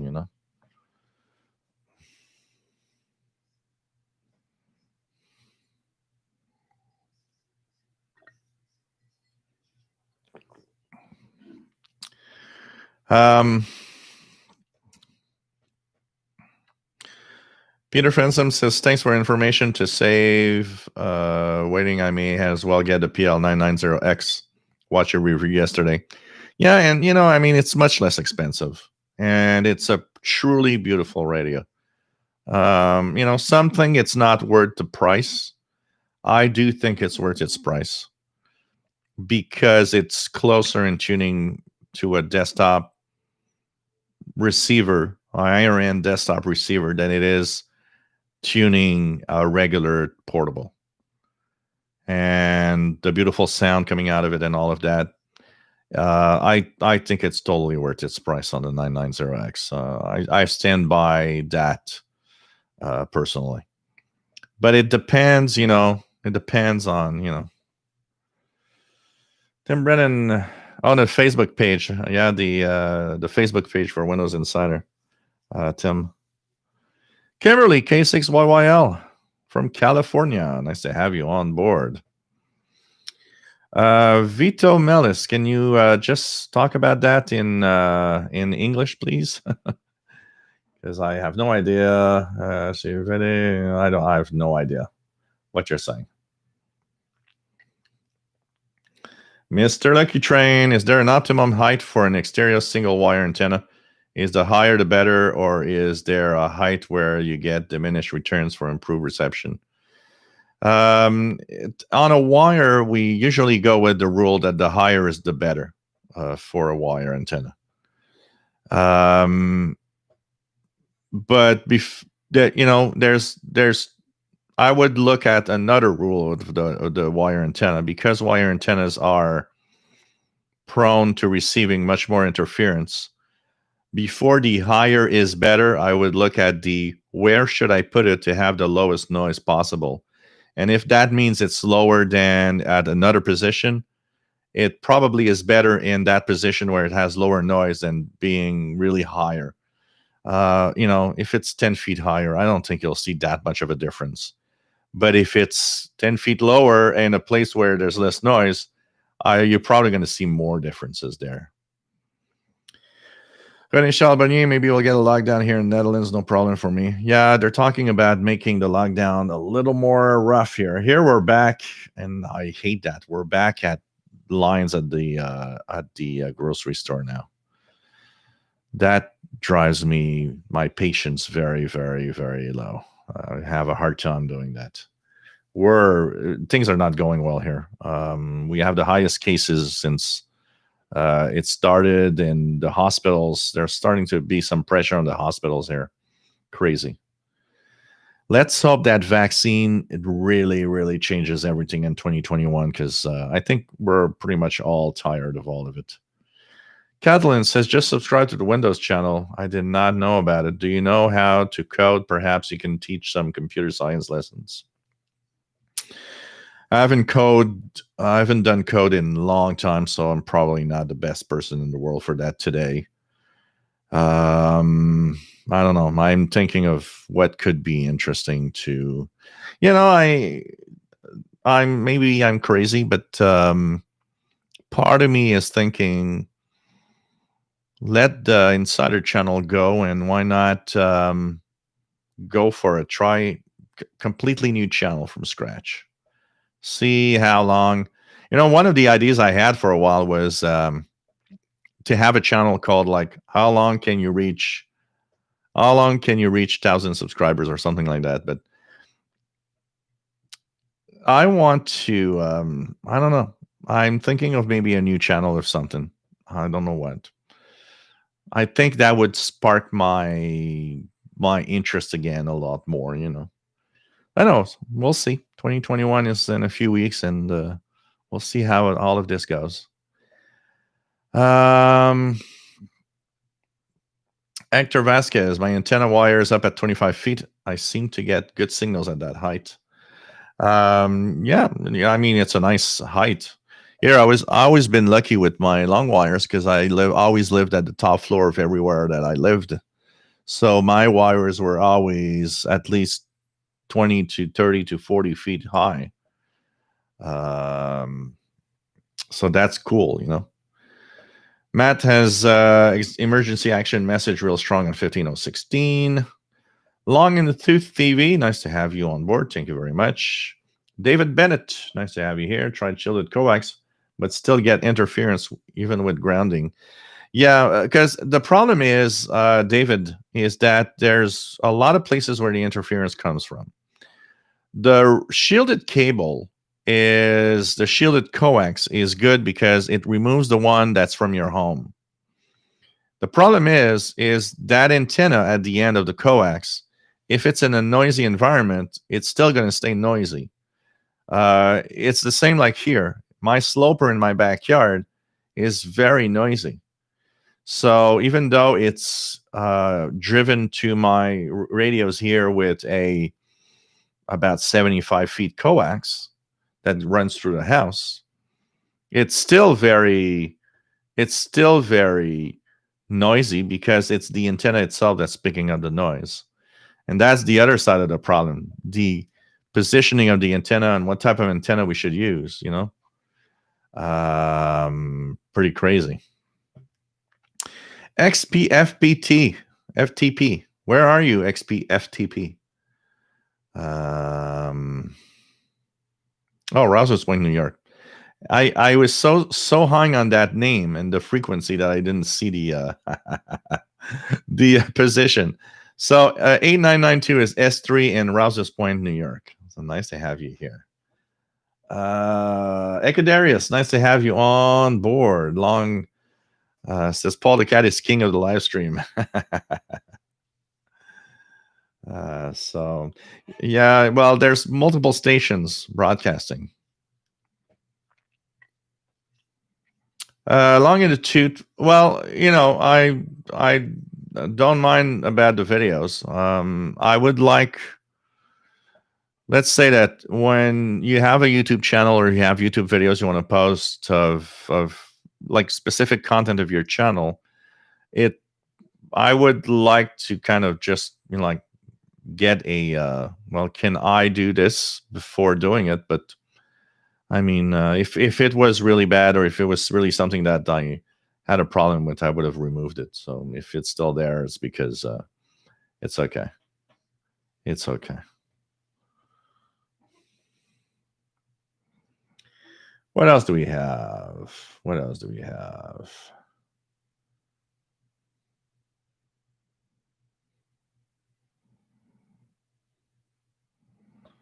Since you want ET, I saw some planes right now over my house on the target. That's what the message was saying.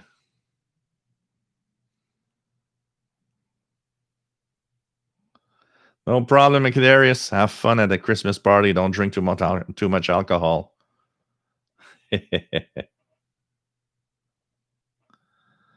But on the EAM messages, you got to be careful because a lot of the echo comes simply from other stations. So, for example, I believe we have Andrews, and there's one in the West Coast, and sometimes like there are quite a few not that far away. Well, far away because it's shortwave in the world, but that will come in together and that will create a echo.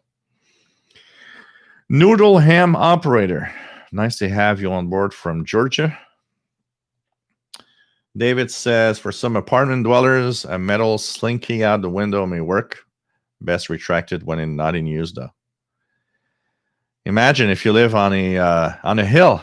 It's like you're running down the hill. Everybody's like, what is he doing? He's running after his slinky antenna going down the hill. XPFTP Taiwan here, 9 megahertz area. I didn't write them down. Funny though. Matt, as NHK 11630, quite weak today. Alkaline 18650 are used in laptops and cordless drill.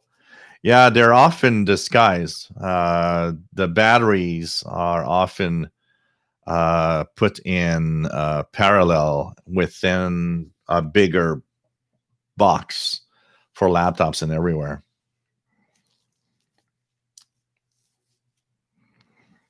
Matt says, cool, I can get Taiwan if they're broadcasting in something other than Mandarin, but their Mandarin broadcasts are destroyed by CNR1 jamming. Yeah. Yeah, it happens that you hear echo on a CNR1 jammer. Absolutely. When it's multipath. It's always kind of cool when you think about it. Mark Schmidt, nice to have you here, Mark, from Maine. Kevin's getting the AM radio network on 3885. Yeah, these are the AMers. Let's check that out a little bit. Let's check that out a little bit here. 3885. Could probably yeah, look at that. These AMers. 250 thereabouts without getting into the region. Look at the sound, AM. Current. And I don't think it would excessively. That's what they like. They like the sound of what AM sounds like. I wanted to get your thoughts on the subject of reverse grid current. Reverse grid current. In my power amplifiers, the input tube, which is a directly heated triode, and the output tube, which is also a directly heated triode, they're transformer coupled, so there is no grid leak. You're relying upon the impedance of the transformers, of course, to develop the voltage across the grid. So any thoughts on that? WA1GF said, this is W2XR. Hello, WA1QIX remote control. How you doing, Bruce? Frank? Go ahead, Frank. Yeah, how you doing, Steve? Yeah, W2XR, WA1GF said, reverse grid current. These guys don't know that they're on YouTube right now. So AMers around 3885. You know, if you have that the radio, that's an example. There are a few AM dedicated amateur frequencies that you could try. So at nighttime, try 3875. I'll go like 3870 to 3890, 3870 to 3890. In there at night, there's a good chance you might hear some AMers. That will work on the radio, for example. 7290, 7285, 7295. 40 meter band is another one that's quite popular. 14290 ish, around 14290 on 20 meter band is also a popular one.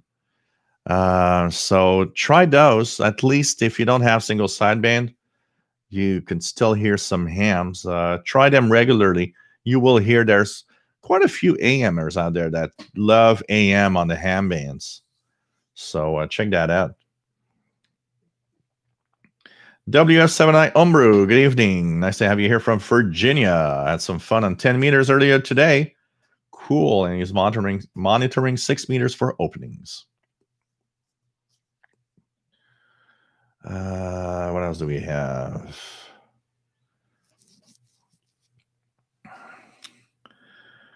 CT1 ETE says no DAB or DAB plus in Portugal. WF7I Umbru. Ken was still very much alive in the ham market. Okay, let me check that out. Didn't they leave? Yeah, look at that. Okay, they still have. Anyways, they're not in the shortwave market. Oh, nice. Okay, I thought they had left at one point. Thanks for correcting me on that. SVO work with HD work on shortwave. Is it better than DRM? HD would work on shortwave because they have pretty much the same. An AM signal from an international broadcaster has, I would say, so yeah, it's maybe a little thinner. Because on the AM band in North America, AM enjoys 10 kilohertz spacing, where shortwave enjoys 5 kilohertz spacing. That means shortwave signals would be tighter. Their bandwidth is a little smaller. So HD would be a tough one on shortwave. If they would have the same bandwidth, I would say that HD would work better than DRM for shortwave stations. So say you would use the HD what we use in North America, the HD codec or whatever they call it, on and put just that. Let's put a HD station on shortwave. I would, by my experiments, I would think that the HD is much easier to lock on and listen to on shortwave than it would probably DRM. DRM is dreadfully difficult unless you have an extremely good signal. HD, when you get a good signal, it works. And that signal does not need to be as good as DRM is asking. But it's not the same. I believe they're not using the same bit rate. That's the other thing. But still, it would be you hear it, you don't hear it, you hear it, you don't hear it with the fading. I don't think shortwave is a good medium for HD of any kind for that reason. The fading, constant fading. It'll be an in and out experience. Jim, I live in Canada near Detroit. I get many HD stations. RTL SDR dongle can also receive them. Yeah, if you use like SDR Sharp with the plugins and stuff. PLF Radio says DAB Plus is in deployment in France. Yeah, it's a very different thing from Europe to North America, honestly. A very, very different thing.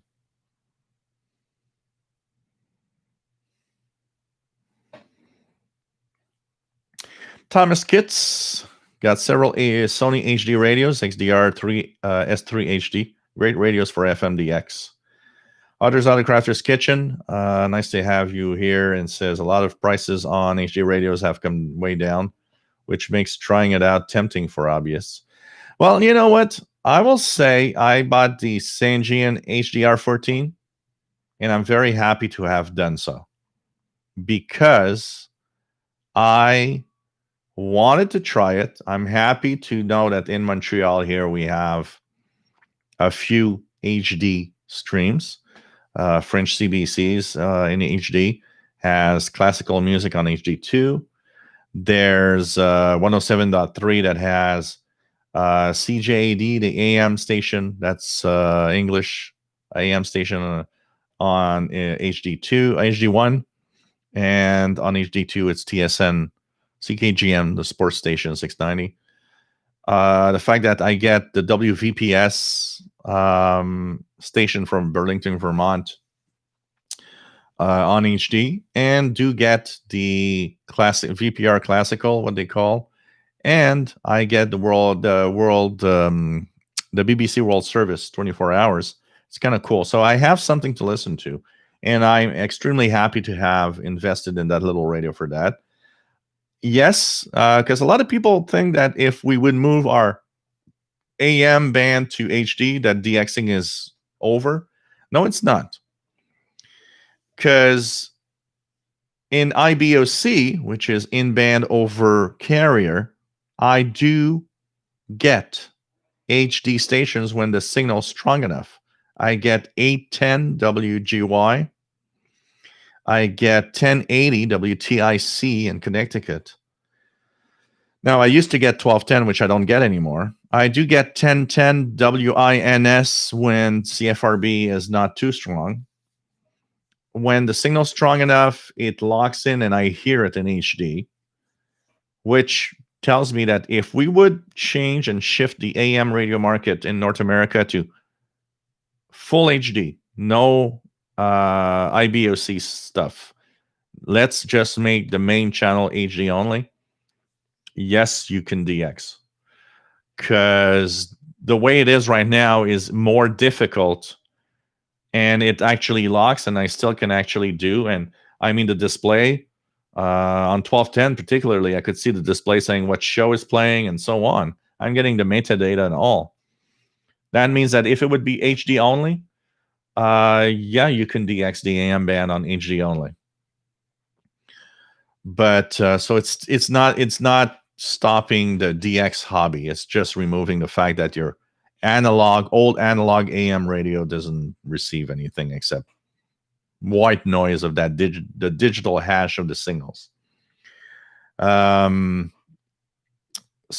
it's kind of interesting. But one of the problems with HD radio is what I see here, and I think that's the major problem. And a lot of you have been telling me you see the same in your own markets, is that a lot of your AM outlets are also either on FM simulcast or are owned by the same company that owns also FM stations. So here, for example, 107.3 is a French language station that plays kind of pop music, kind of adult pop, whatever. And that station is in HD. It's owned by Bell Media. CJAD 800 on the AM band is also owned by Bell Media. CKGM Sports 690 is also owned by Bell Media. And what they decided to do is, instead of putting the AM 800 or 690 in HD on the AM band, they shoved the HD outlets to the HD1, HD2 of the 107.3 station instead. And what I see of a future, if I see a future of HD, that's the way I see it. They're going to just take out the AM stations in HD, and they're going to put the HD signal on one of their FM sister stations. And that's the way I see HD going forward with AM stations. because a lot of AM stations are owned by big companies that also own FM outlets in the same cities, and that's the way they're gonna do it, because they don't want to invest in HD transmitters for AM, and because they have that outlet there on FM, why not do it like that? And that is the problem. I think that's where HD is heading. If HDs are ever going to take on here in North America, that's the way it's going to be done. And you're going to end up with a dead AM band. Pretty much. Pretty much. Bill Curry, 6-meter band and FM broadcast band did not open here in Michigan yesterday, hoping for a good winter e-skip season. Yeah, we're still in there. It's, at the solstice. So, try every day. You never know. You never know.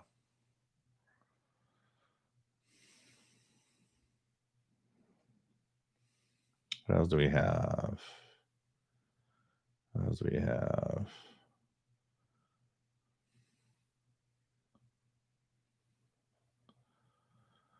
Blind Picker. Nice to have you here, Rob. W0RAB. Yeah. Kevin, that could be interesting. Astronomy, science. That's another side of what I do that could be interesting. I'm gonna check that out. There are subjects also that you think about that I know here a lot of you are also into that. Juan amigo, ¿cómo está mi amigo? ¿Dónde España? Nice to have you here from Barcelona, Spain, my friend. Rich. Let's go back down here. Just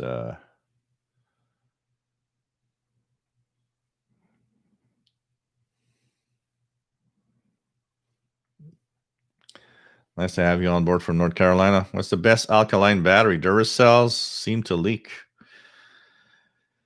Alkaline batteries, even if they promise you and may tell you that this is leak proof or whatever you want, do not believe that, because it isn't true.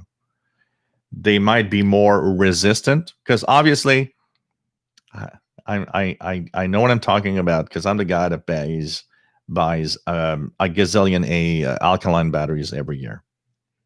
I try different brands. I always buy Alkaline, never buy the other cheaper, carbon zinc stuff, because then there never lasts. So I always purchase Alkaline. There are different alkaline batteries out there. I mean, they do not all last exactly the same. I'll say this from experience. Duracell and Energizer alkalines do last longer than pretty much every other brand, and they are more expensive than the other brands too, but they tend to last longer than the other brands. That said, are they good buys? Not necessarily. I've even seen a guy do a test, and they were saying that for the price of some alkalines, even if they don't last as long, if you look at how the price they are versus how many you need to have more, at least the same, if not more, time of battery, it's not necessarily the best buy to get Duracells or Energizers, unless you get them on sale. When they're on sale, they're really good buys. The alkaline batteries leak. It's because of design. What happens when you use an alkaline battery is that part of the canister they're in is actually used as one of the electrodes. So it thins the canister slowly. Now, the other problem is that there's internal pressure from being used that actually builds up. The chemical reactions inside the battery will build up some pressure, and it will puncture the battery, and the gooey, disgusting stuff will get out of the battery, and of course corrode and really that's bad in electronics. So the best thing to do, and it's as simple as that, I will say that to everybody, except for some devices that I know sometimes cannot use rechargeable batteries, because rechargeables don't have the same voltage. So a rechargeable battery is 1.2 volts, a alkaline has 1.5. So there are some devices that don't like that. But the majority, like radios, pretty much every radio works with rechargeable batteries without any problem. So rather than buying Duracell batteries, invest in a charger. And I buy the Amazon Basics and IMH rechargeables. Price for performance, they are amazing. They keep their charge, and just buy rechargeable batteries instead. If you are to buy alkaline batteries, you have to buy alkaline batteries thinking that they can leak. And whatever you do, if you do not use a device for a long time, remove the batteries, because they will leak. They will leak. They don't all leak, but a lot of them do. And just consider alkaline batteries as batteries that leak. So if you don't use your radio for 6 months and they have alkaline batteries, remove the batteries. Make sure you don't leave the batteries inside. Unfortunately, that's the problem. David says, thanks, I live in the country. I think the coax might be too long or grounding is not deep enough. You know what? If it's grounded and you have a lot of noise, I think your antenna might be simply picking up noise. There could be something around you that's noisier than you think. And make sure the coax is good quality.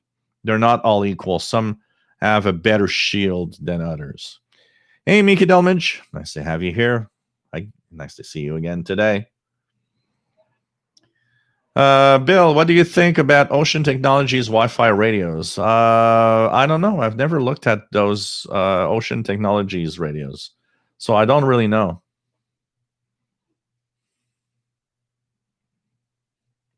Kevin says, get Baller Channel, a cat body cam live feed.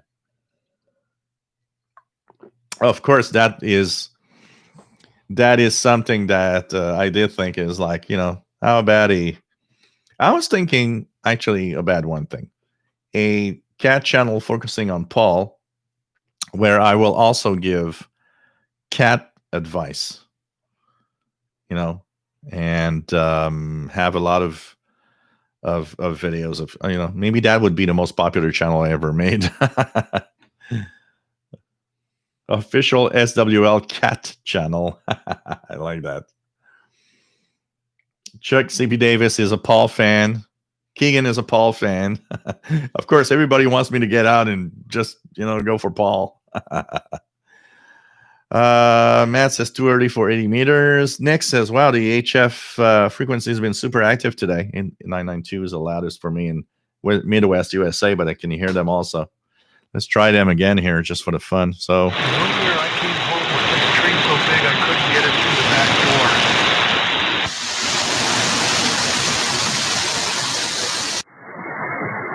nothing there. Let's try the buzzer for 625.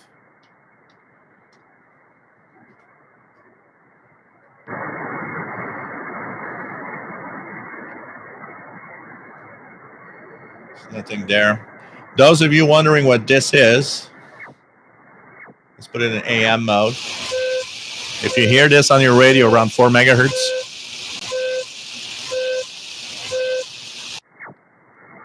and around 4.5, 4.6 megahertz, and also around 13 megahertz, this is Kodar, and Kodar is a type of radar that measures ocean waves and speeds.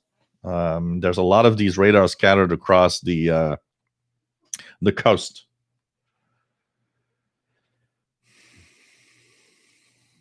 WF7I Homebrew says triodes and Gridley close. So some serious tube tech. These guys on 3885 are very technical, so they are kind of interesting to listen to. David KJ4CMY says there are some hams who have converted old medium wave transmitters for amateur use. They sound great. Yep.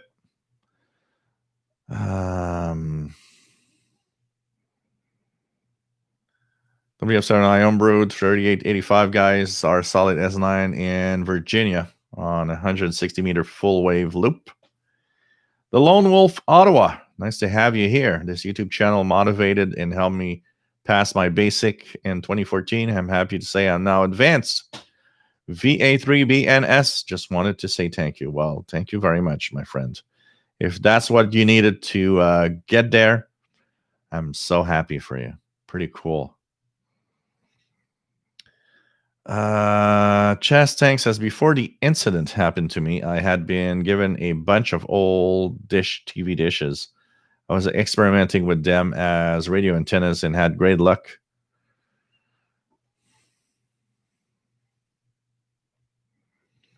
Rich loves the sound of a good AM amateur station. Pirate Station on 6925. Let's check that out.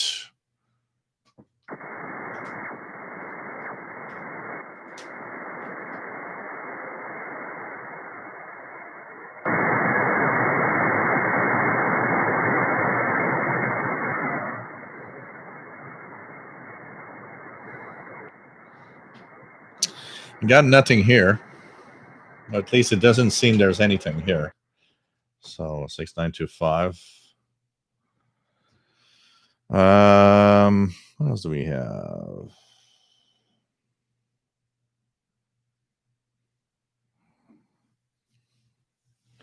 Terry Bendel, can you use shortwave to detect aircraft like radar? Yes, you can. By the way, that's the basic reason for the woodpecker and the big radar systems of the Duga system from the old USSR. They were able to detect planes and missiles using these powerful radars.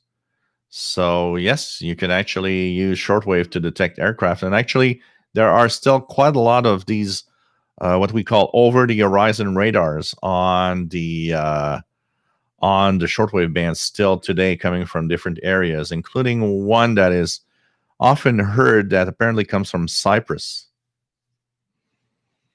WF7I Homebrew 6925 Pirate, very loud into Virginia right now.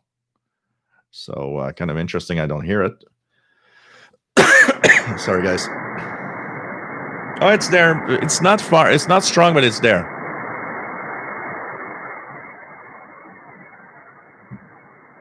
I'm barely hearing it, but it's there. There's kind of something in the noise. Sorry, guys. Hey, Robert Osborne from Niagara Falls. Nice to have you on board. Bill says, Sophie, the new cat, says hi out to Paul the cat. PageMaster 992 copied the entire EM message, but would like to post it here on chat, but I do not know if I can. Yeah, why not? Go ahead. Sorry, guys. I've a little... Eric Cottrell having BBC World Service on an FM HD channel is nice. Yeah, absolutely. I love that. I really, really find that cool. Casey Red Dragon, nice to have you here. 7103 PSK. What's on 7103 here? Check it out. There's some...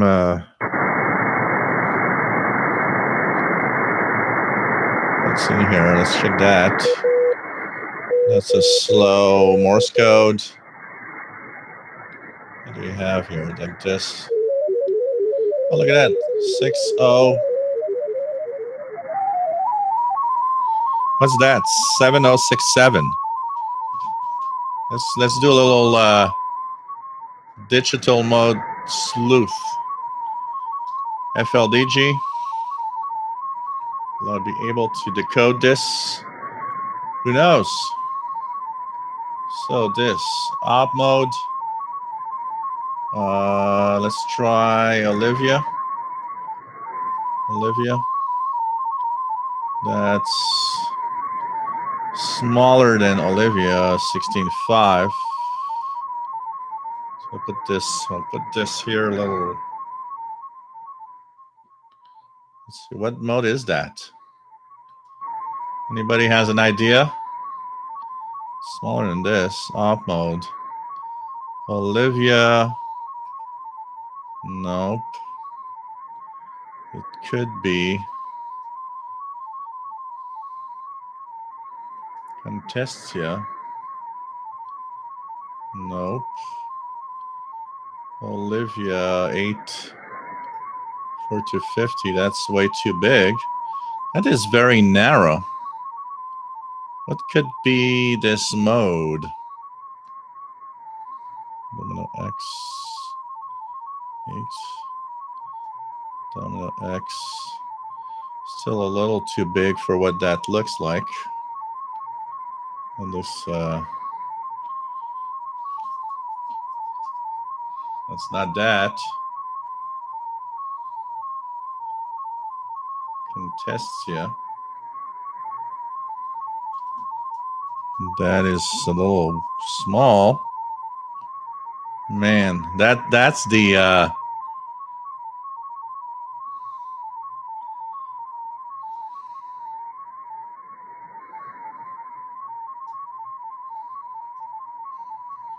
nope.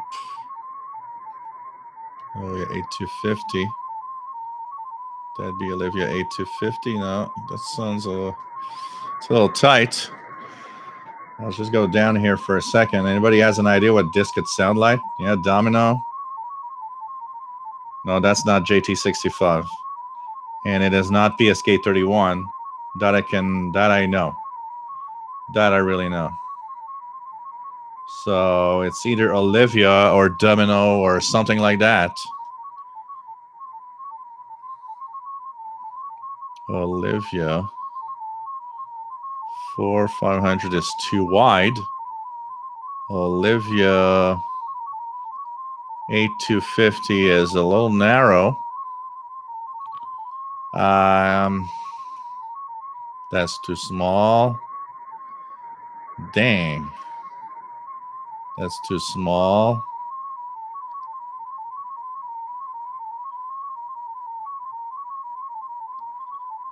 That's a little wide. What could that mode be? I'm going nuts.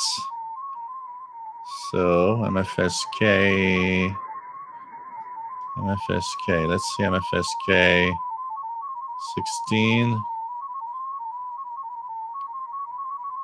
Would that be MFSK 16?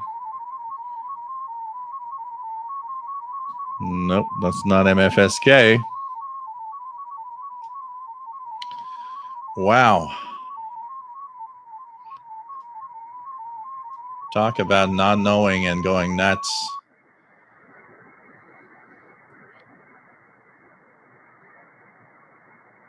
What mode could that thing be in?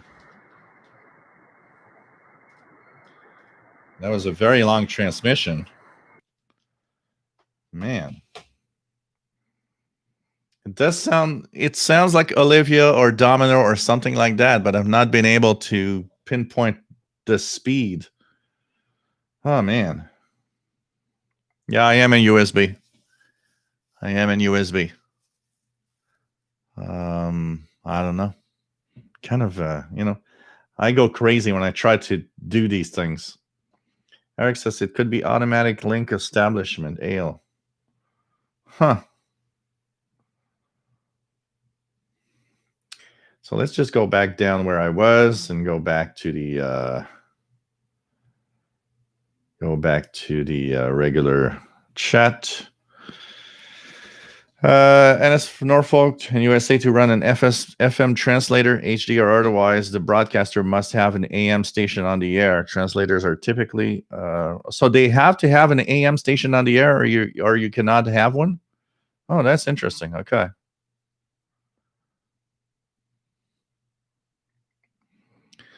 Matt says BBC World Service is relayed by many public stations in the USA these days. Nobody does it around the clock, though.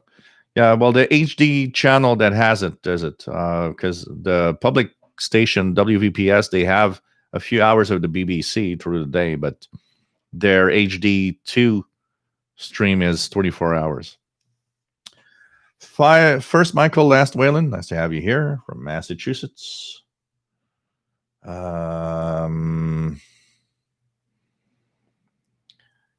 Viserio Dowell. Nice to have you on board from the Philippines. Nice to have you here.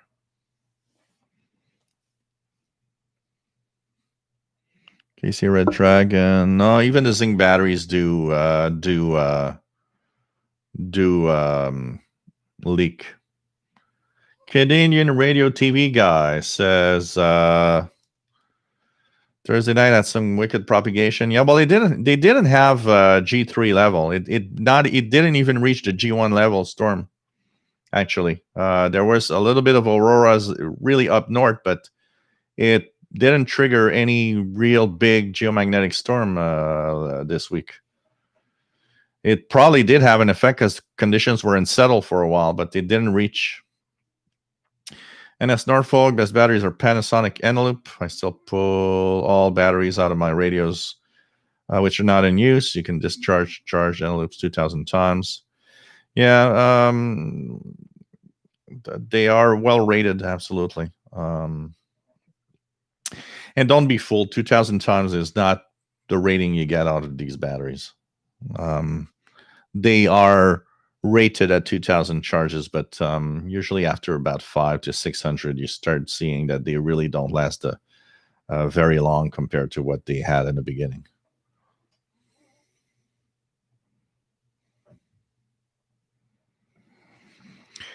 Yingli CA, nice to have you here. The VE3TYA. And with a new used Yisu FT450 AT. Cool. What else do we have? Ricardo S. Watch out for Duracell white powder buildup on the contacts if you leave them on the radio too long. Matt says, get a good charger. I've got a bad supercharger that probably shortens some of my batteries. Yeah, and stay away from fast chargers that say, hey, we're going to charge a battery in 1 hour. You're going to crap out those batteries real fast. Better wait 8 hours for a charge, but their batteries are going to last a million times longer if you actually are patient and wait the time. Because the hotter they become when you charge them, the less they will last long.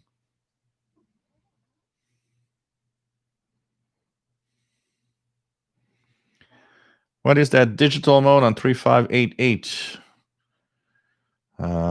So a 3580, there's a lot of RTTY there. So let's see if I hear anything on 3588. Oops. Wrong. Please change the text panel font size. Yeah, okay. Oh, I got that the other day. 3588. I don't. Yeah, that's radio teletype. That's easy to. I'm just going to restart FLDJ.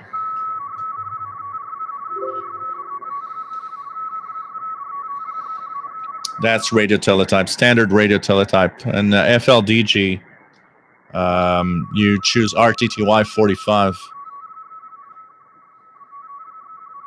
Here goes. Op mode. RTTY 45. And here we go. Oops, didn't change.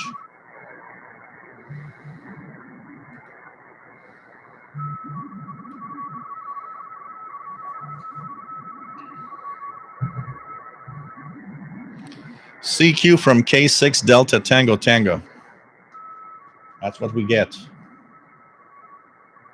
No, 3588 for me here is maybe where you live. It's other things, but this is RTTY.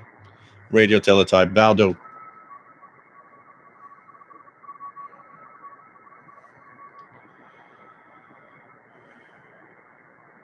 T. Lee, nice to have you here. Says good HD viewing with the IPTV Android app. Cool.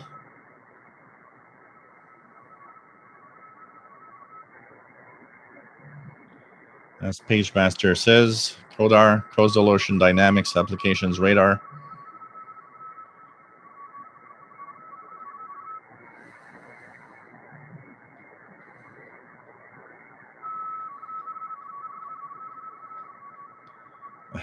Jerry X. What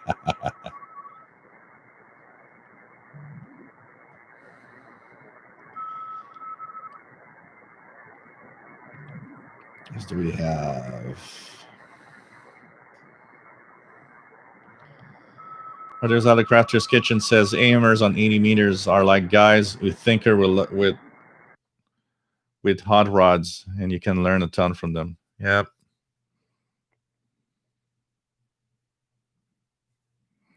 Casey Red Dragon, what is this I heard about seeing the northern lights near me? Is there a solar flare? No, there was a small coronal mass ejection, but nothing really big happened in the end. Brady, KG7GFT. Every time I go and try and listen to the buzzer, I get interference from Codar. It's rather annoying. Yeah, it's close to the frequency. Absolutely. What else do we have?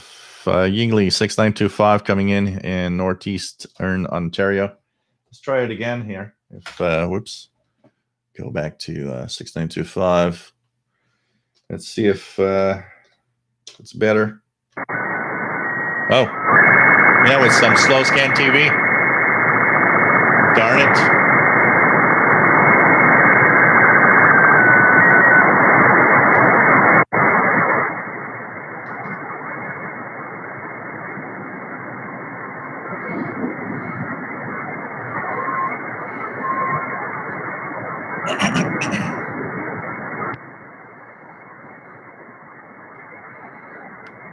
I'll leave that open. It's not very strong, but it's there. There's something. They just sent a slow scan TV picture. Joe Cool, nice to have you here. Found an FM broadcast station at 78 megahertz. Do you think was some sort of front end and overload or uplink?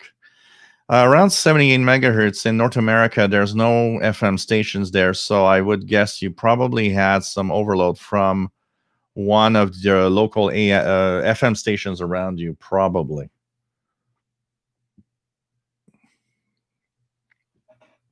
And as Norfolk says, USA has over the horizon radar 3 transmitter sites. Yeah, I know there's there's even one apparently here in near Nova Scotia, Canada.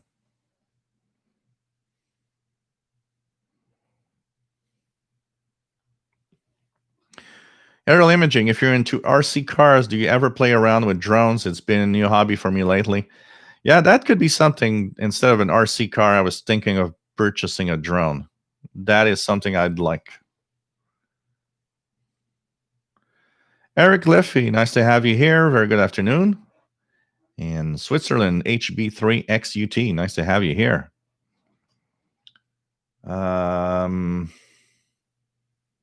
What else do we have? No, the RSID is not on, Terry Bendel. Dwayne Lemler, WOE9CZE. May I join this feed? Absolutely. You're welcome. You are welcome. What else do we have? Shortwave listener, I was on 7067.5, something like that. DJK Solo, nice to have you here. Yep, carbon batteries do leak, Casey Red Dragon. Jesse VE6JTW, nice to have you here. Nino Savat, nice to have you here from Ottawa. What else do we have? Mr. Lakey Train says DJ's Mini 2 is an incredible starter drone for its low price. I'm going to check it out. Maybe a drone could be fun. I've never had one, so yeah, that could be fun. I had RC helicopters and RC planes in the past. But yeah, you know what? An RC drone might be a great thing. I'm going to check that out. Maybe that could be my Christmas gift this year.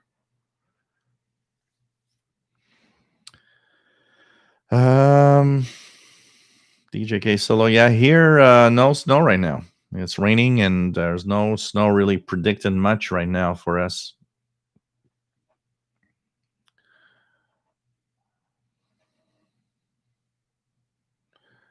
Quebec Z76 had Duracell batteries in his weather station indoor display as battery backup. They had totally corroded and you couldn't even clean out no matter what.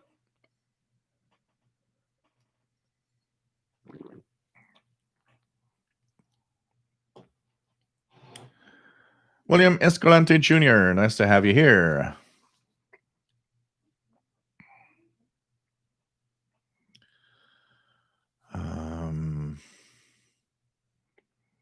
What is other crafters learned his lesson with the first Grande 800 I had. If you're not using the radio for more than a few months, pull the alkalines out. Yeah, absolutely. Unfortunately, I have a few radios here that have suffered some leak damage because I forgot batteries in them. So, Eric Cottrell, I see the AMers on 3885 are active. Yeah, they're very active, usually almost every night. Jerry DX, the ISS SSTV event coming at the end of the month. I'm going to check that out. It's always fun to have the slow scan television pictures decoded from the International Space Station. Shortwave listener, nice to have you here from Minnesota, I guess, MN. And MN.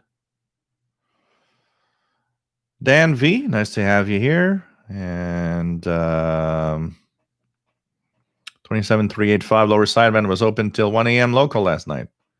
Cool. That was Sporadic E-Skip for sure. Sporadic E-Skip for sure.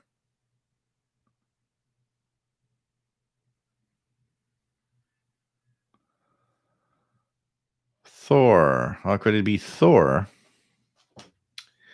Let's see if I hear it again. 6067.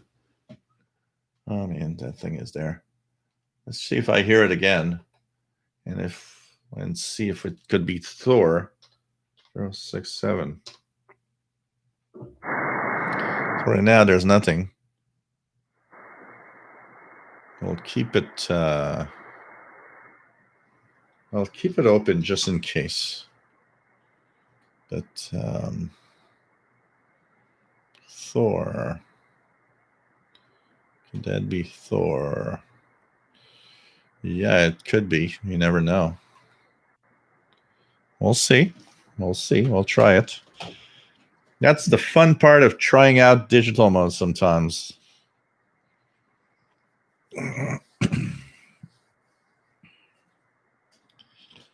So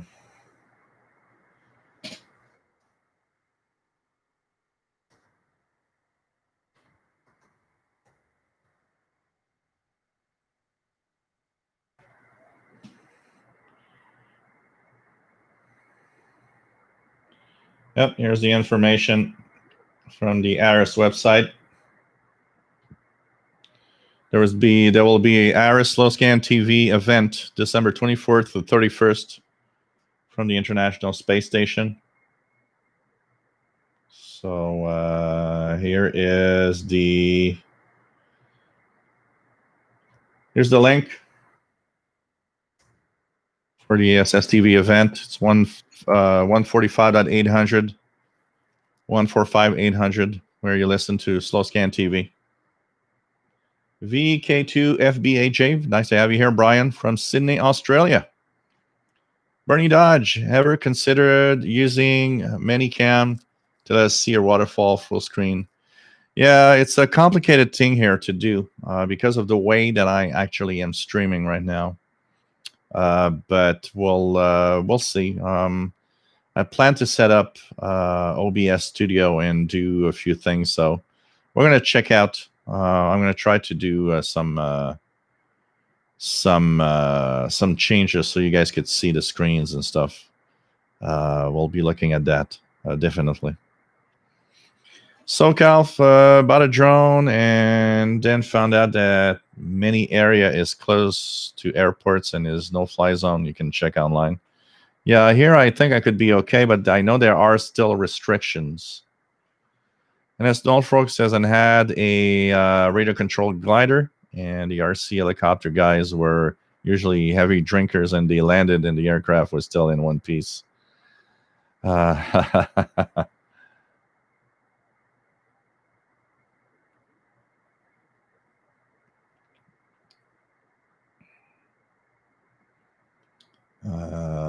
Aren't JDA Dakota Duracell batteries aren't that great? I use Energizer batteries, but I have switched to Rayovac because they are made locally. But you don't use it for more than 2 weeks. Honestly, I've stopped, unless they're really cheap, I've stopped buying both Energizer and Duracell for a very simple reason. I do think they are overpriced. And here at the local store, we have Panasonic Alkalines. I am quite surprised at their performance. So, and for the price paid, I do think you get better performance even if you use a little more than what a Duracell or Energizer will give you. But for the most part, I've really shifted and moved on to rechargeable batteries for almost everything I do.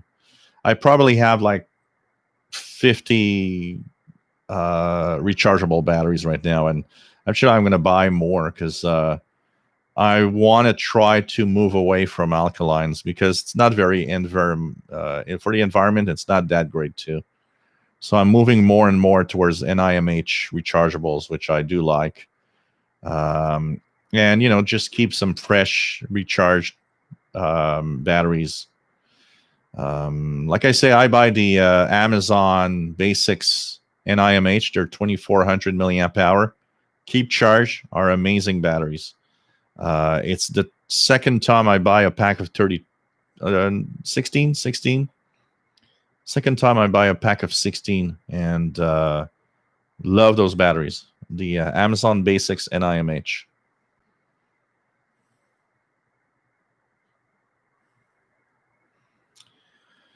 Aerial imaging drones are also very good practical tools for setting up some feed lines over trees. Yeah, there's use. John M. Carrion says, I see the Grunning 750 have been rebadged. I don't know. Well, there's all sorts of things happening. Yeah, and I'm not hearing it anymore, so right now, Hey, Sheldon Harvey. Just heard from John and Richard, the Winterfest organizers. They are working on a virtual 34th annual Winterfest. February 27th and 28th, 2021. Details will be released in the days ahead. Oh, that sounds cool. We'll check that out.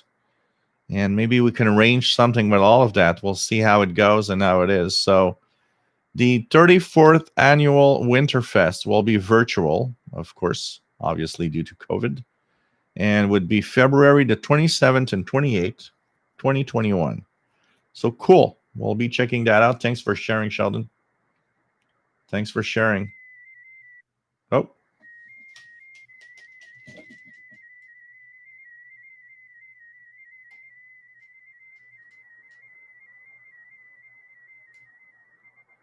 Let me just go here. What's that?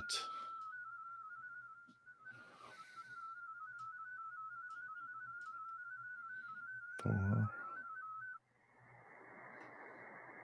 It's too small. Come on, I'm going crazy with this one. It's back.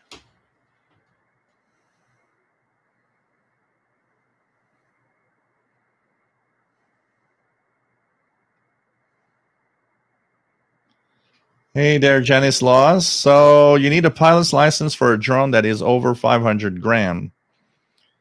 So 500 gram is what, a pound? It's like a pound and okay.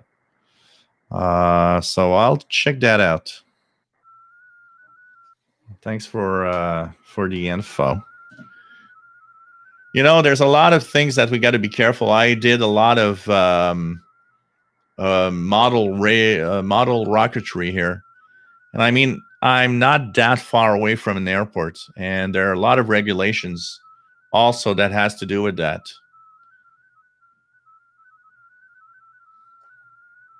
What the hell is that mode?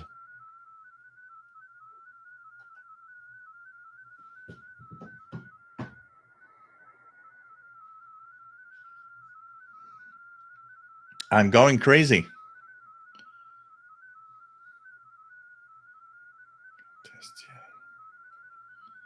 That's not it.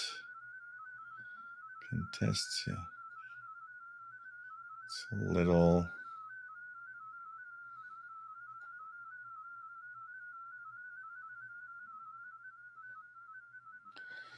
Grr. What that mode is driving me nuts. 263. It's large.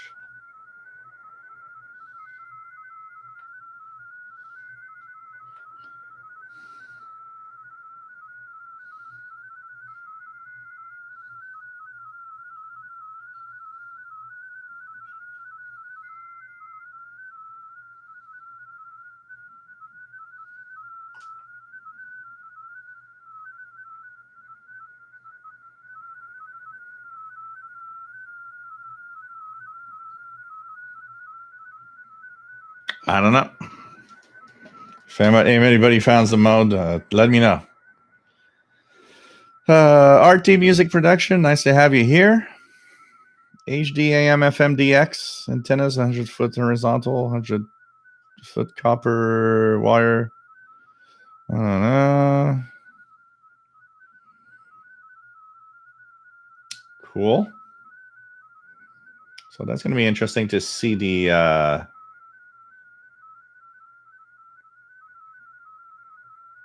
to see a virtual event for the Shortwave Fest. Yes, I will attend, of course, since it's virtual.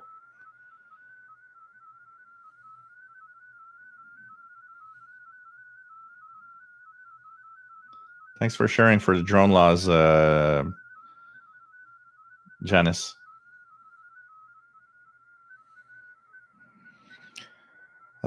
Lowensti says, have you ever listened to Jupiter electromagnetic sounds with your thingy? You can actually. Well, I probably heard it without knowing because it's very crackly and all sorts of things. I've seen a lot of videos actually of what it sounds like. Sometimes it can sound like even like ocean waves around the 21, 22 megahertz range. Yeah, of course, when you got these 18650 cells, that's a very different thing for sure.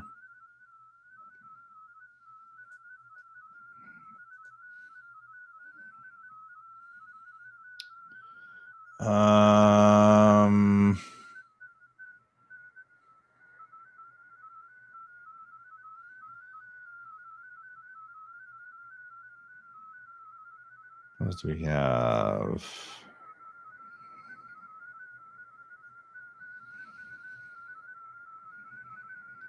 Mickey says Jill was at Winterfest last year. It was just ahead of his time being virtual. Yeah, here I know that below a certain weight and size, you can use them. But yeah, I know that there are some regulations that. David Bennett, it cannot be encrypted because it is you cannot encrypt amateur radio communications that is illegal. No amateur radio station can send encrypted signals. You can send digital signals of all sorts. You can send a lot of types of signals, but none can be encrypted. Encryption is not allowed on the ham bands.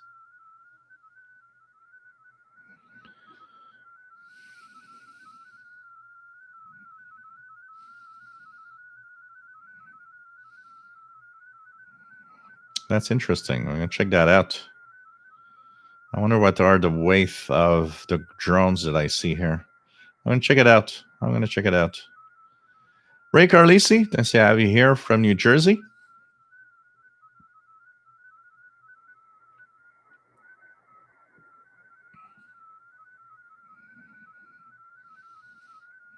Dan V says it's Olivia Newton-John.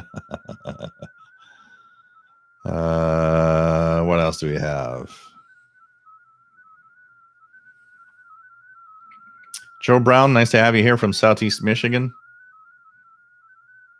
Take care, Tom DXer. Always nice to have you on board.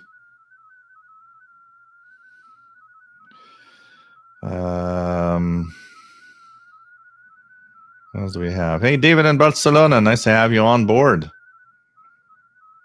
Log 2112, nice to have you here. You know, I'm trying different modes. I tried MFK too. I'm FSK. MFSK 32 is too wide. MFSK 16. There's MFSK 16.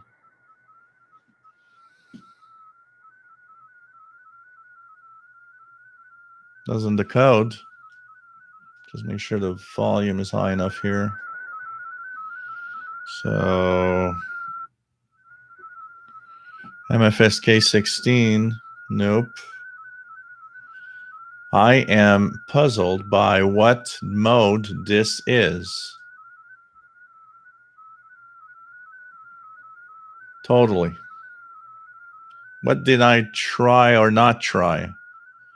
So Olivia 8250 is too narrow, just barely. And 500 is too wide. Olivia, that's way too big. So Thor is what we talked about. So Tor 8th would be roughly the size, but doesn't do anything. It goes garbage. I am at loss as to what mode this is. Throb 4, nope. Let's try. So throb. Nope, not that. Contestia. I am lost as to what mode that is. I am lost. Weird. I don't know what that is. I'm not being able to decode it. It's in the ham bands.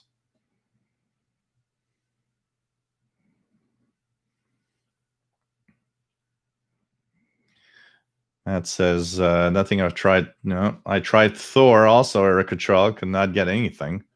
Hey, Rusty Rails, nice to have you here.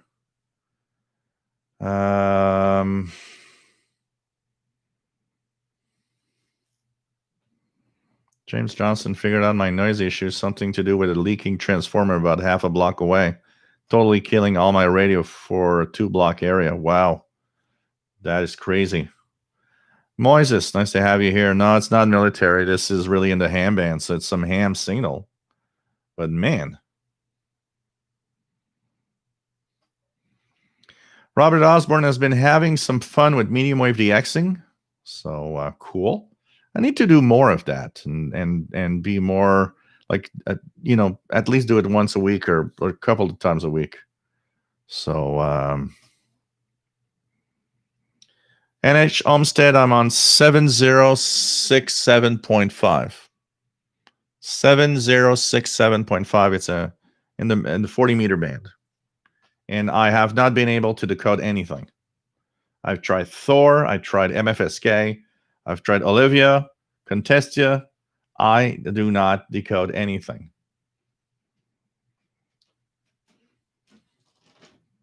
Gerbil mode. Oh, God. Yeah, you got to call the utility company, James Johnson, so that they can fix it or do something with that. Nothing in Houston on 7067. No, it's not one of those FT modes, that's for sure. These are short. So, David, I think it would be Rossi Spanish main mode.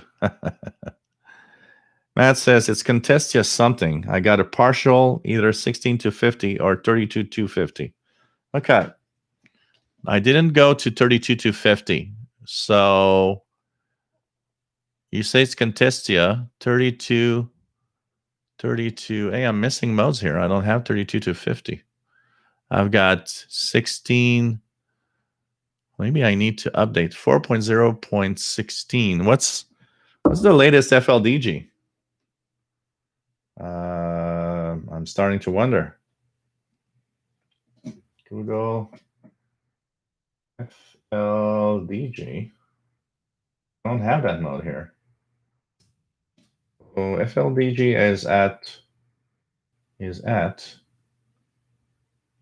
version.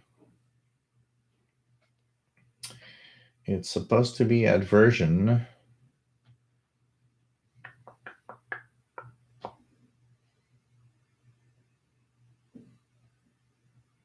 Okay, so it's at 4 FLDG. Okay, 4.1.17. I need to update my FLDG here. Okay. Let's confirm quit. Go here. I'll update FLDG. The signal, I think, just came back, right? Nope. We'll download and update FLDG here. Because I seem to be...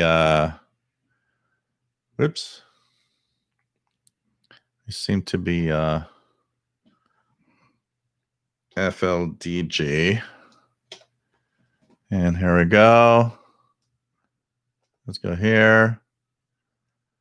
That's why you need to have your software as updated as possible. So FLDG 4.1.17. So I was far back here. And let's install this and see if it works. Because yep, here we go.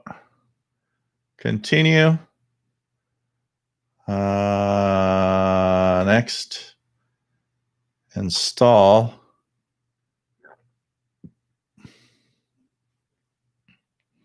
Close. Here we go. So I should have that new install up here. Recently added 4.1.17. Allow access. Absolutely. There we go. Op mode.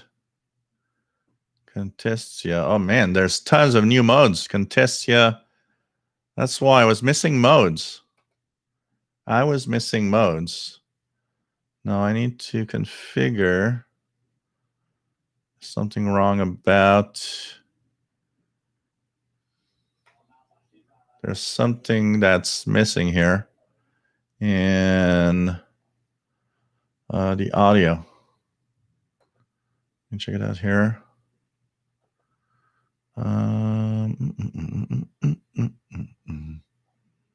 Yeah. Oh. What the hell is not capturing the good thing here? For some reason. Configure Something weird here. Okay. Audio.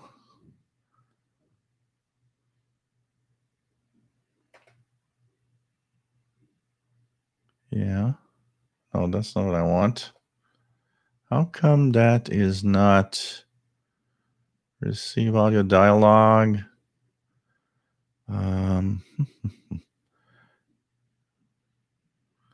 Okay, configure. Something weird here. Configure dialogue. Sound card. Okay, plus sound card. Devices. Yeah, stereo mix capture. Okay, that's good. Save. Stereo mix capture. Close. That's so weird. Why is it so bizarre? Okay. Seems to be more sensitive. Okay. Huh. Okay. So I didn't have all of these modes. Contistia. 16250. That's why I couldn't decode, because I probably am missing the modes that were used to decode that. And of course, now that I need to decode it, it's probably gone forever. So lesson learned, guys. If you're using FLDG, make sure you get the latest version. They had tons of modes all the time. What else do we have?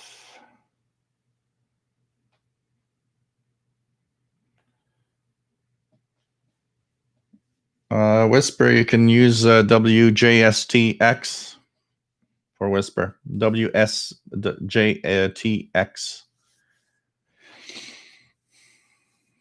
What else do we have? It's called a duty message.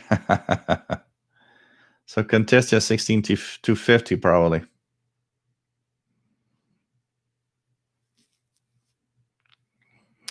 Yeah, David, it does. In fact, it does. So it's Contestia 16250, but I didn't have that mode. I didn't have that mode available.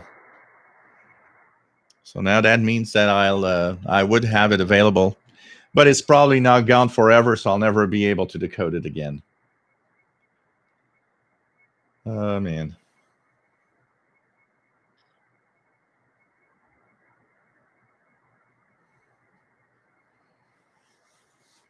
That's the thing about FLDG. They add tons of modes all the time. So updating it will update the latest modes that it adds to its list.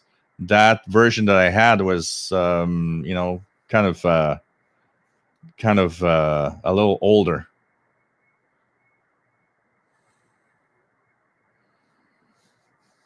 The Russian woodpecker. Yeah.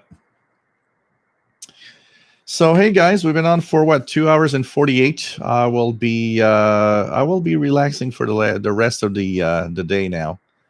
I've had a Zoom meeting with the CIDX. I've had this here. I've been on camera for like 5 hours today. And so I think I want to take it easy. I have some pork chops to cook. And I'm going to have a relaxed evening. We're going to, I'll probably be listening to the radio later today. So if you're on the Facebook group, we'll check out and probably I'll be posting some stuff. I might be playing a little more with FLDG now because of all the new modes and stuff. Amateur bands are fun for that. So thanks everybody for being great fans. Hope you enjoyed the show today. It was a lot of fun to be here. And stay safe, my friends. It's always cool to be here. So take care. See you. Don't forget that the show is twice a week. Wednesday at 7 p.m. Eastern, 0 UTC. Saturday at 3 p.m. Eastern, 20 hours UTC. And, of course, official SWL channel for the Facebook group. Hope you enjoyed the show. You enjoyed the videos. And please take care. See you all next week. So love you all. Bye-bye, everybody.